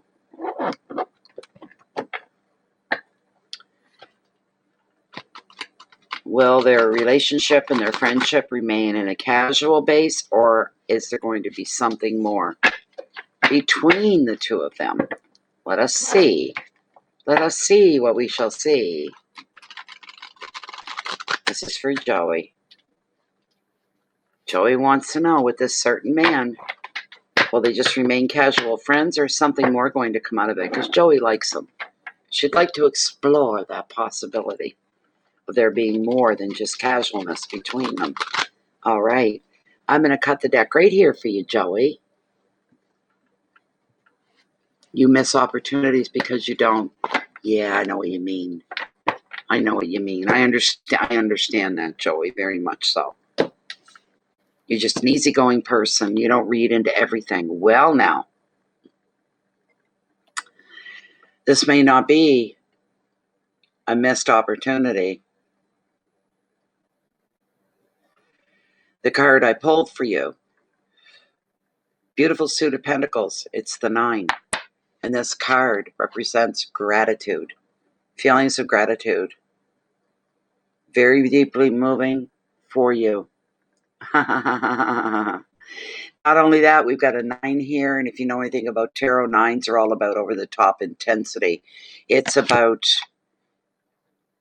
maybe not everything showing on the surface for you, but things that are going on inside. On the outside, you both may be this way, very cool, very collected, very together, very polite, very nice, very respectful.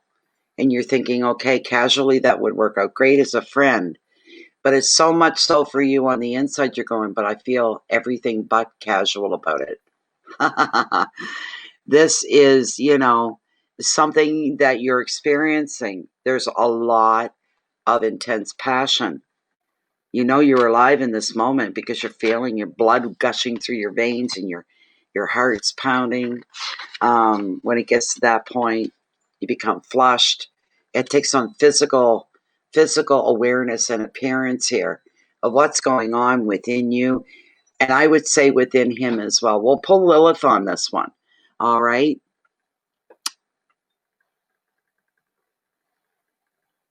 Wonderful.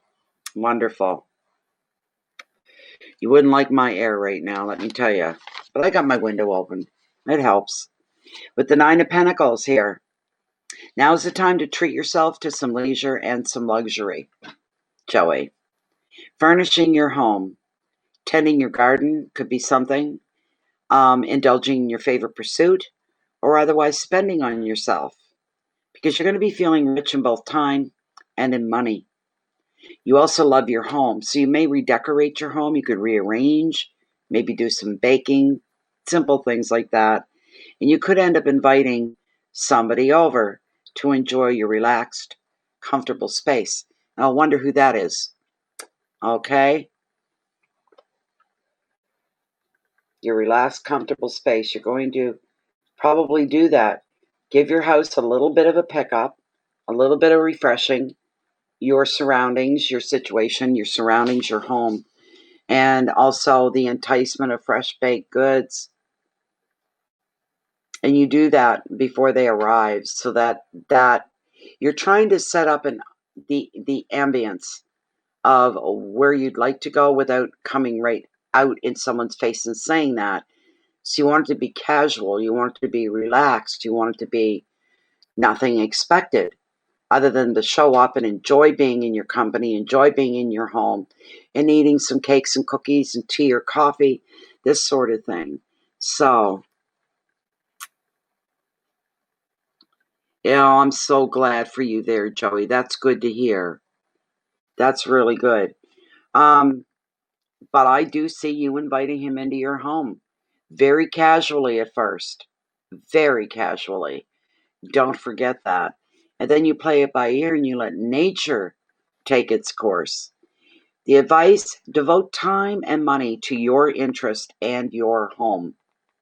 You can be the very center of your own world and appreciate all the good things in life just now. Keywords are luxury and leisure, relaxation, home. One of my favorite words, abundance used in the proper way, independence, and generosity. But this is intense. I see you going kind of bending over backwards to bring this man and make him a little bit closer to you in your life. Do you know what I mean? You're not right on him. You're like, hey, come on over. Come spend Saturday afternoon. Stop in to visit me. I'll be expecting you. What do you like, tea or coffee? Do you like cookies? Do you like squares? Do you like cake? Whatever. You want to make it very casual, not obvious kind of a thing.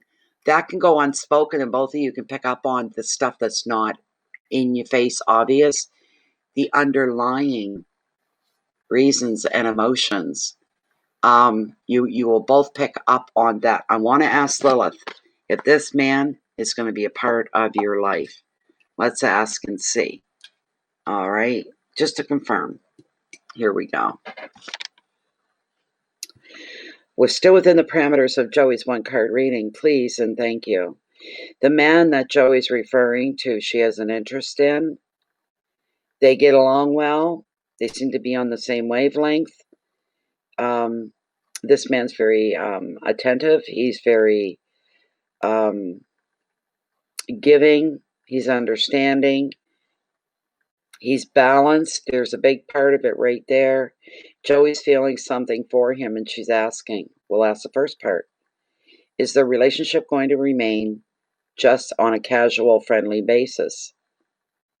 The man that Joey's interested in, is this going to remain on a very casual, friends only, acquaintances only? Is that all that's going to come out of this relationship? Is just casualness, friendship? She's saying yes to that, but I don't know. Joey's feelings for the man and interest in the man that's more than just casual. Is there a chance that they could become more to each other? Is the chance lying between them to become more to each other than just friends? Will there be a romantic involvement between the two? Yes. I feel the beginning of the relationship is going to be very casual, but very slowly, little by little, it's going to grow into something more. Is this correct? She says it is. All right. What I just hearing as well is for you to go ahead to break the casual barrier by inviting him into. You're not just running into each other here. Now he's going to be coming into your personal space. And that's not a challenge, but that's how you feel it's going to be a bit of a challenge to casually get this man to cross that line from a friendship into something more.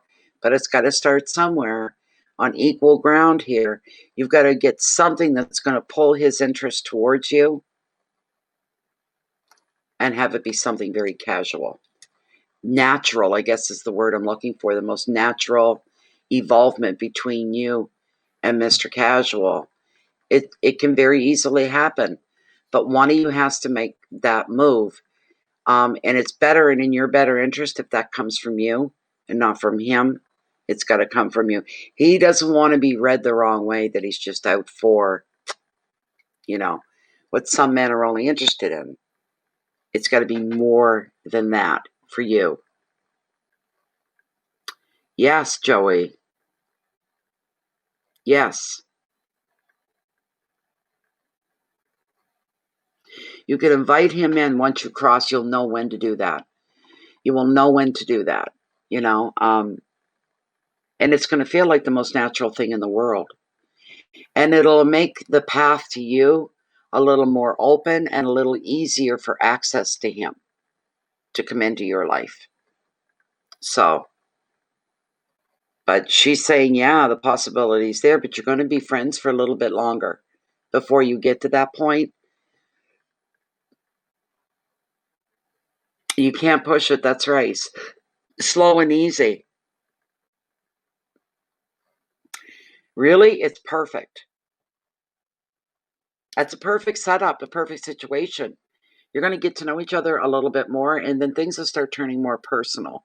You'll start relating to each other about where you come from, what you've been through.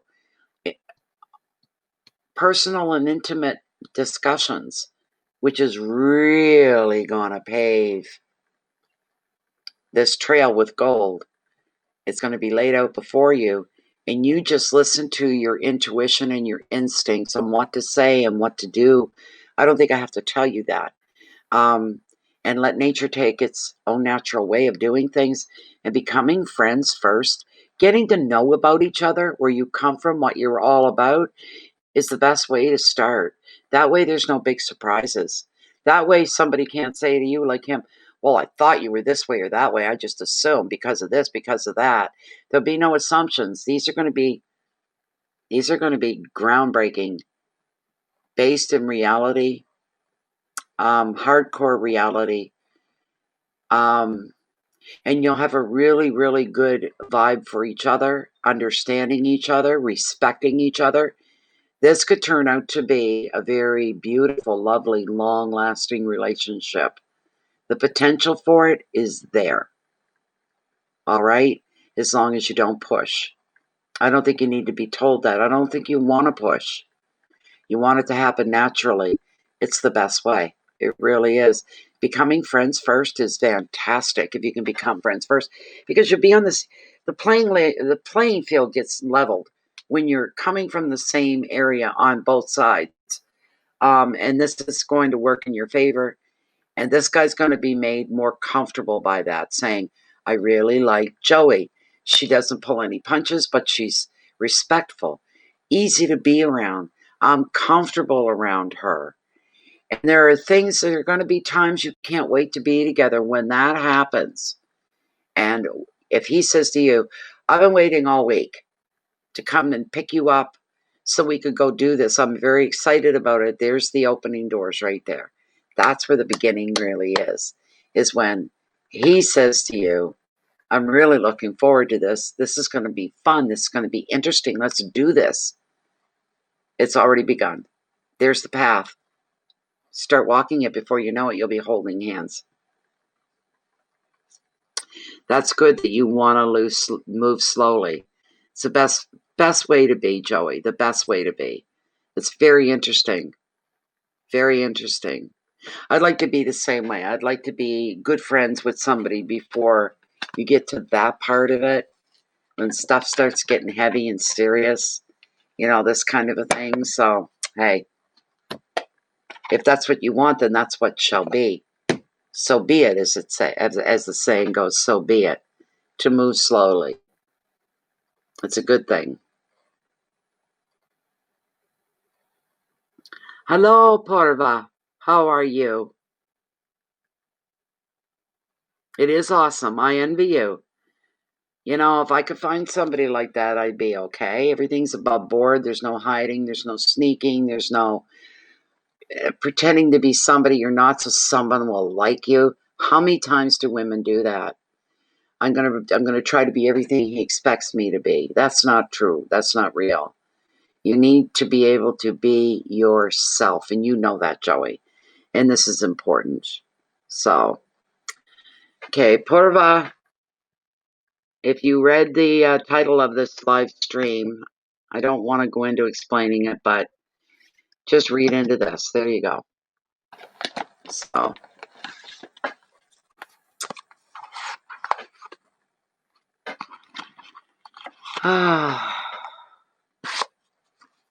you will. You will run into him again. You can't plan that out. Yeah, you could lean a little towards not making it happen, but being aware of it, being aware of where he is, what he's doing, whatever. You can do that. There's nothing wrong with that. You're just helping things along. He's probably, excuse me, he's probably thinking the same thing. How can I get to know her a little bit better? Geez, I like her. I hope I run into her again soon.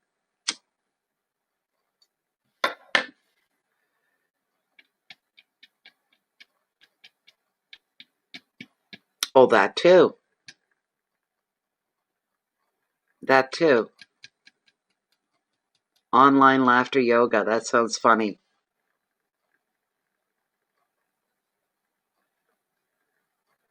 You can always invite him to something like that.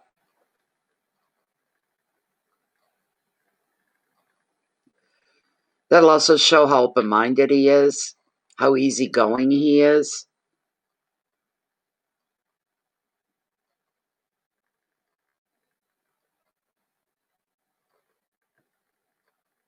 So,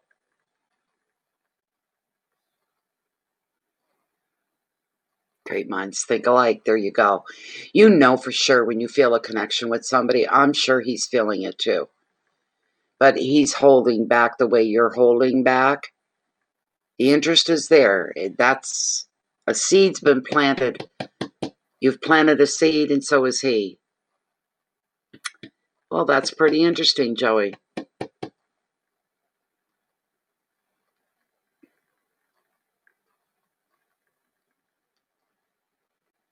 You should bounce the idea off of him, what he thinks of laughter yoga. And if he's open to it, then invite him. Why not? Leave it an open invitation. Tell him you don't expect him to just commit to it, but hey, this is where you find me. Come on in and join us. And you leave it up to him to make that decision.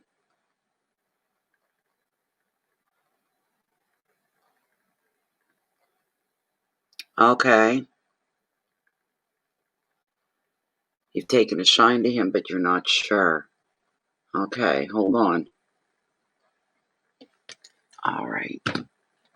Let's see. All right, this is for Sarah. Sarah has met somebody new. His name is Tony. She's taken a shine to him, but she's not sure just how much baggage he has. It's good that you're being realistic about it, though, Sarah, because we all have baggage. The older we get, the more we have.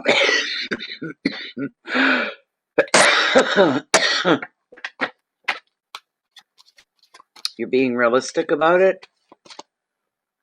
Oh, gosh, I'm sorry, guys.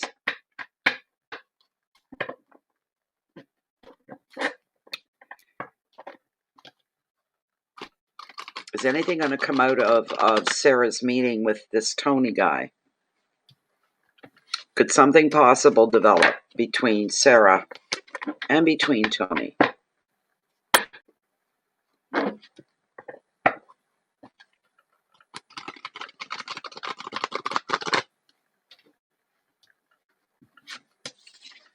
Is something going to develop between Sarah and the new guy, Tony? Is there possibilities of a romantic relationship here?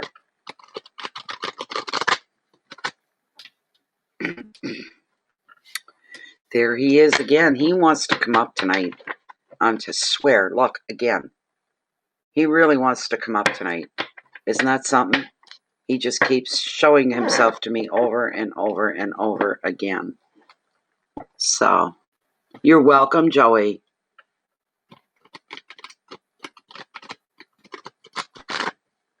It was a pleasure to do that for you, Joey. I'm excited for you. It's going to be fun and interesting.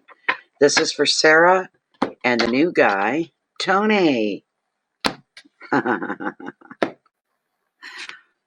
Oh, very interesting, Sarah. You got La Lune. Illusion. This is the card that's come up for you. So, Sarah, right off the get-go, you got to keep it real. Right off, because this is a card of illusions that you can easily be transformed into a place that maybe is not so darn real after all. You said you have I think it's your gut telling you that you've got, that he's got issues. There's something that hasn't come out yet. All right? To explain the card, 2 sea lions emerge.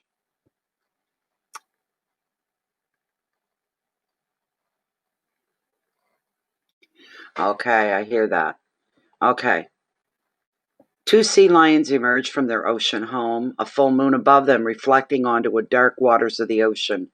Between them is a crayfish, symbol of the soul, reaching toward the magical moonlight. The sea lion symbolizes fear and the unknown. The crayfish must overcome this fear in order to make progress. Will he stay in his comfort zone or venture into the moonlight? The moon is watching you and questioning what it is that you see. But can you see beyond illusion when doubt and confusion threaten to overwhelm you?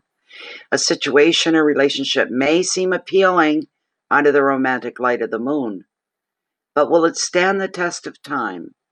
Your intuition may be telling you that not everything is as it seems.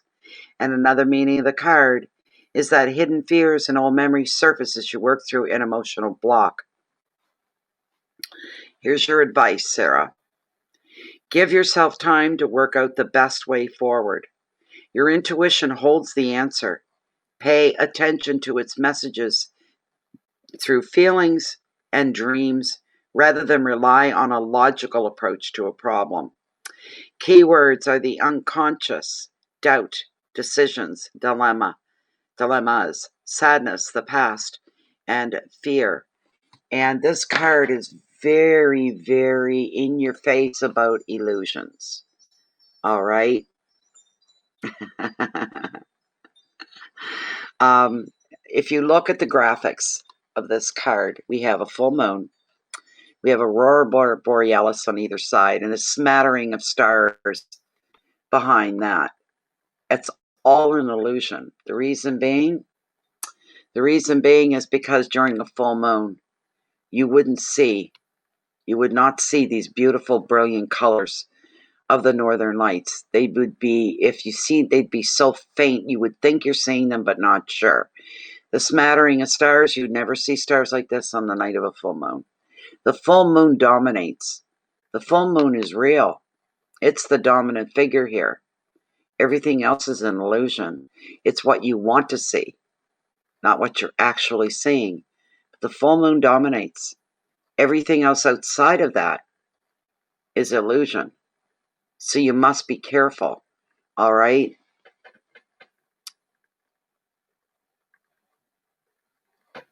No, I don't think you are. I think you're hopeful. Hold on. Hold on a minute. I'm going to grab Lilith. 1 second, Sarah. We're going to ask Lilith and see what she thinks. Then I'm going to pull a mermaid card for you as well. Here we go. There we go. Still within the 1 card perimeter of Sarah's reading about this new guy that she's getting to know. His name is Tony, and she thinks Tony has maybe some excess baggage that she's unaware of, or there's things that she needs to be made aware of so that she knows what she's feeling, what he's feeling is grounded in reality, not trying to make a perfect situation out of something that hasn't even begun yet. I mean, it's holy moly. Is Tony to Sarah everything he claims to be? Is he being as honest as he can be with Sarah about his life, his past, his baggage? Is he being honest and direct with her?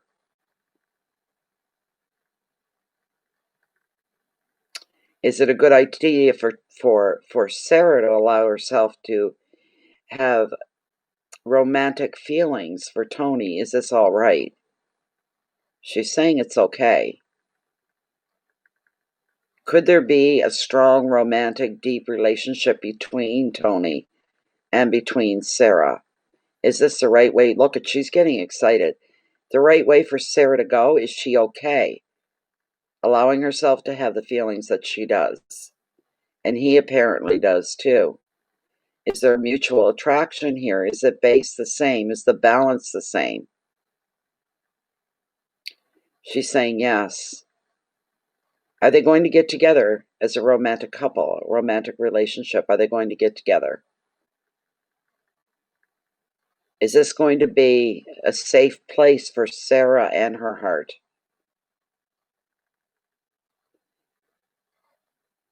This looks like it's going to last for a while anyway. It's a long-term relationship.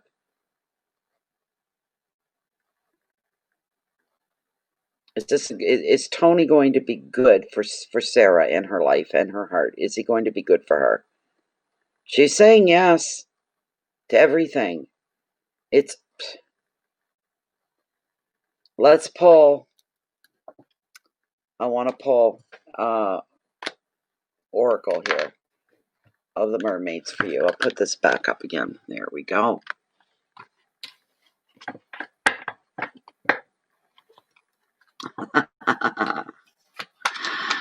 You were hesitant to get excited. But the thing is, the older you get and the people that you meet and the possibilities and the chance of being with somebody, they're going to have baggage. You need to check out what's important to you the most, and you need to find and get down to the bottom line. And was he ever physically abusive with any of his ladies in his life? What's his work life like? Does he have a job? Has he had the same job? Or does he float between jobs? You don't want that either. Because in between, you're going to be the only one there. You're going to be the one supporting. You know? These important everyday character qualities, right? Or flaws. You have to find out where the flaws are. We all have flaws. Nobody's perfect. But are his flaws something that you can live with, and can he live with yours as well? These are things to be considered and thought about. And everybody's on their best behavior when you first meet them. Wait until the time passes when maybe he's not. Maybe see how he behaves when he's stressed. What are things like when he gets stressed? What's he like? Does he handle it well? Does he fall apart? Does he jump the gun? Does he get a temper? These are things that you need to find out about before you allow your heart to go there in a complete way. You really need to ask these questions because they really affect the bigger picture. And the reality of where you are right now, they really affect it. You've got to find out these things. You know, if you were 18, 17, 16, well, you can almost be forgiven for not having those smarts. But Lilith seems to think it's okay. And maybe the baggage she carries is normal, everyday, mundane baggage. He's lived his life too before meeting you and vice versa. You've lived your life. Of course there's baggage. One more roll through and then I'm going to cut the deck for you, Sarah. What does Sarah need to have brought to her attention? What does she need to know about?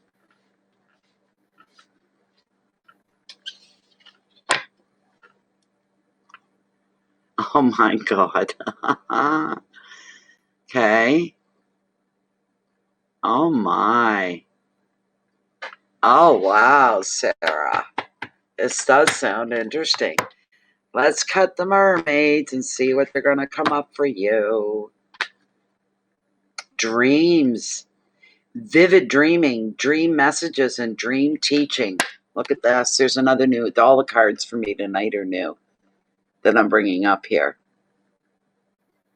It's very dark. It's a woman. She's embracing herself in her dreams. This is incredible. Card number 23. Let's see what it means. Card number 23. Oh, way back. 26, too far. 25. 23. All right. Here we go.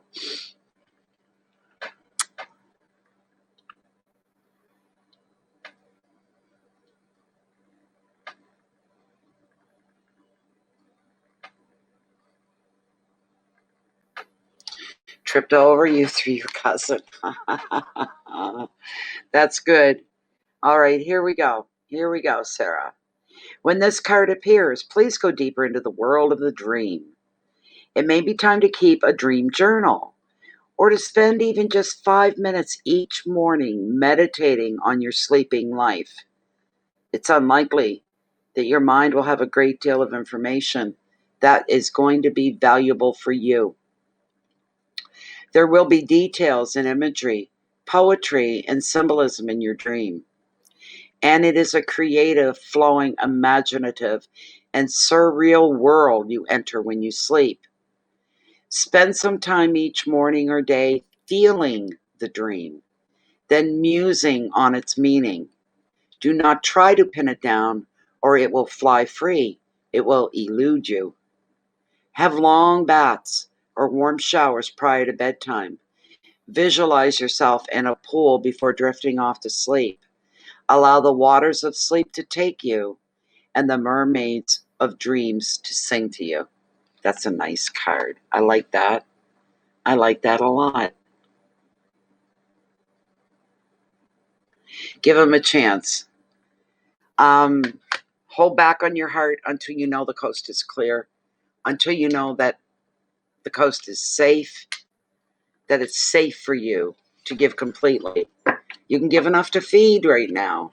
Feed into the situation. Feed into the relationship. You can do that, just not at 100%. Don't go in blindly like a fool and not see what's in front of your face. But I'm telling you, you're just being told to face and deal with the reality of a situation. Should some reality come up that doesn't quite turn your crank, you have to examine that and give it time. You have to give it time. So,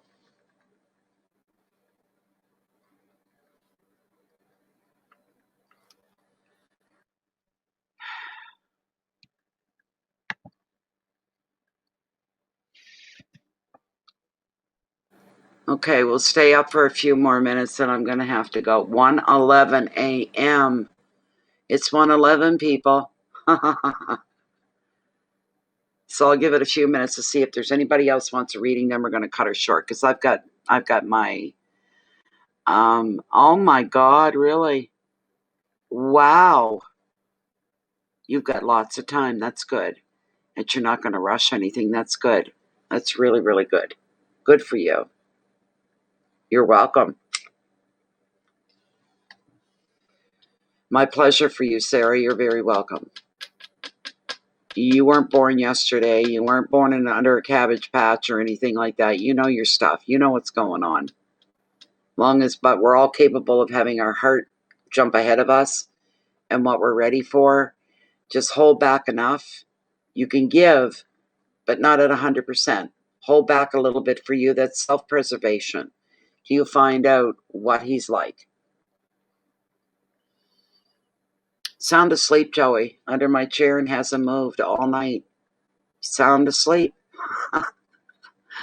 Come bedtime, though, it'll be, come on, Mom, let's wrestle. Like, that's how he gets every night in bed. I just love him. So, but I'm going to have to get off here soon because I got my night meds I have to take. It's 12 minutes after 1 a.m. here now. I think we're just about finished. I don't think. I'm going to give it a couple minutes here, and then we'll see. I'll allow for one more, and then we'll shut her down for the night. So anybody wants a reading, they have to put in for it right now. This has been over 3 hours. I know it has. I've been sitting here for a while. My rear end is aching. I have no padding. Oh my God, it's almost been 4 hours. 3 hours, 54 minutes. No wonder I'm sore. So,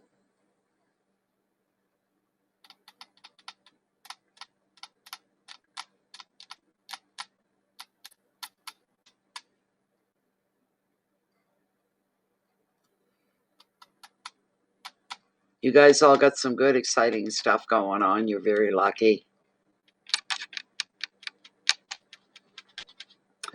Cat, I already put it on here once how everything works, and I'm going to post it again. There you go. There.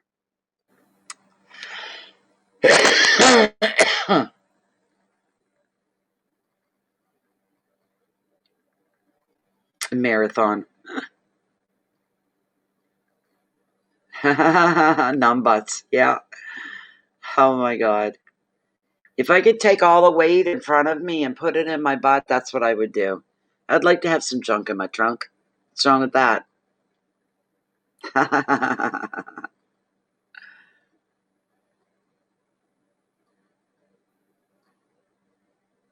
When you get to be my age, 61, you go one of two ways. You either want to shape up again like you were in your 30s, and what's the chances of that? Or you just accept yourself the way you are. I've done all that shaping up years ago. I had myself in good shape. I was a little bit of a hard body. I liked it. I enjoyed it. But the work it took to get there and to stay there was overwhelming, you know. And I'm alone. I don't have to impress anybody. I don't have to do that. I can just get to be me. Fat or not, whatever, who cares? You know, for me, this is for me. So, oh, I certainly will. Thank you so much, Joey, for coming in and being here and being part of the readings tonight. I'll try to get in again. I don't know, the next 5 days. We get nothing but rain, rain, rain, rain, and a lot of it. So that can sometimes interfere with the internet, and our net goes down or the power goes out, this sort of a thing. We'll play it by ear, but I'll be back. I'm always going to be back. Good night, Joey. Thank you very much. And I don't think anybody else is looking for a reading right now. So I think I'm going to say good night and say thank you all for being here. Thank you all for being part of the mini readings for tonight. You have fun there, Sarah. Huh? You too, Joey.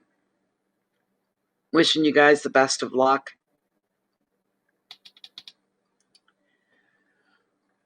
Oh my goodness. I am getting tired as well. No wonder. I'll go in on 1:30 in the morning. So I'm going to have my meds and a little piece of toast or something before bed, maybe with some homemade strawberry jam on it. Huh, Sarah? And then I'll head off to bed. Thank you, Sarah. So are you. Oh, I hope not, Joey. Oh, we had one already this week, and it was pretty bad. We lost power for 6 hours here at my house. 8 o'clock at night till 2 in the morning. I wouldn't care if it had been 10 or 11 at night. You just say the hell with it, I'm going to bed. But 8 o'clock at night, I'm not going to bed, and it's dark at 8 o'clock. The hell do you do? You know, so thank you, everybody, for being here. I appreciate every last one of you. Each and last one of you for being here. I'm always grateful. I always am full of appreciation. I'm glad you guys were here. Those that hung out all night and didn't say 2 words, that's okay too. It's nice that you're here witnessing and you're watching and you're seeing how these things all turn out. So I wish everybody the best of the best. Tomorrow, Sunday, have a beautiful day. It won't be beautiful here. It'll be raining. But we'll find other pieces of beauty to find in the day. There always is. So that's a good thing. Yes. I'm out of biscuits, but I'll have a piece of toast with the jam and maybe a little tiny cup of tea after I have my meds to carry me through the night. Thank you, everybody. Please let integrity lead your life. It keeps you on the straight and narrow spiritual wise anyways. You are human. You are living in the planet Earth here. You're still within the reality of the world, planet Earth. We're all open to mistakes and wrong turns, this sort of a thing. But just always make sure your intentions are coming from a good place. Hence, keeping your integrity forefront and center. Hold on to it like it's got handles and let it lead you through. And please keep the peace in so you can share your love and your light out in this world. And it's very badly needed at this time. With everything that we're all going through, we have that common ground. We just need to be a little more patient with each other and a little nicer to each other. I wish you all the best of the best until next time, which could be tomorrow, it could be the next day, it'll be in the next few days. Thank you once again for all being here. Wishing you the best of the best of the best, and that the universe brings that forward for you. Good night, everybody, and take care, everybody.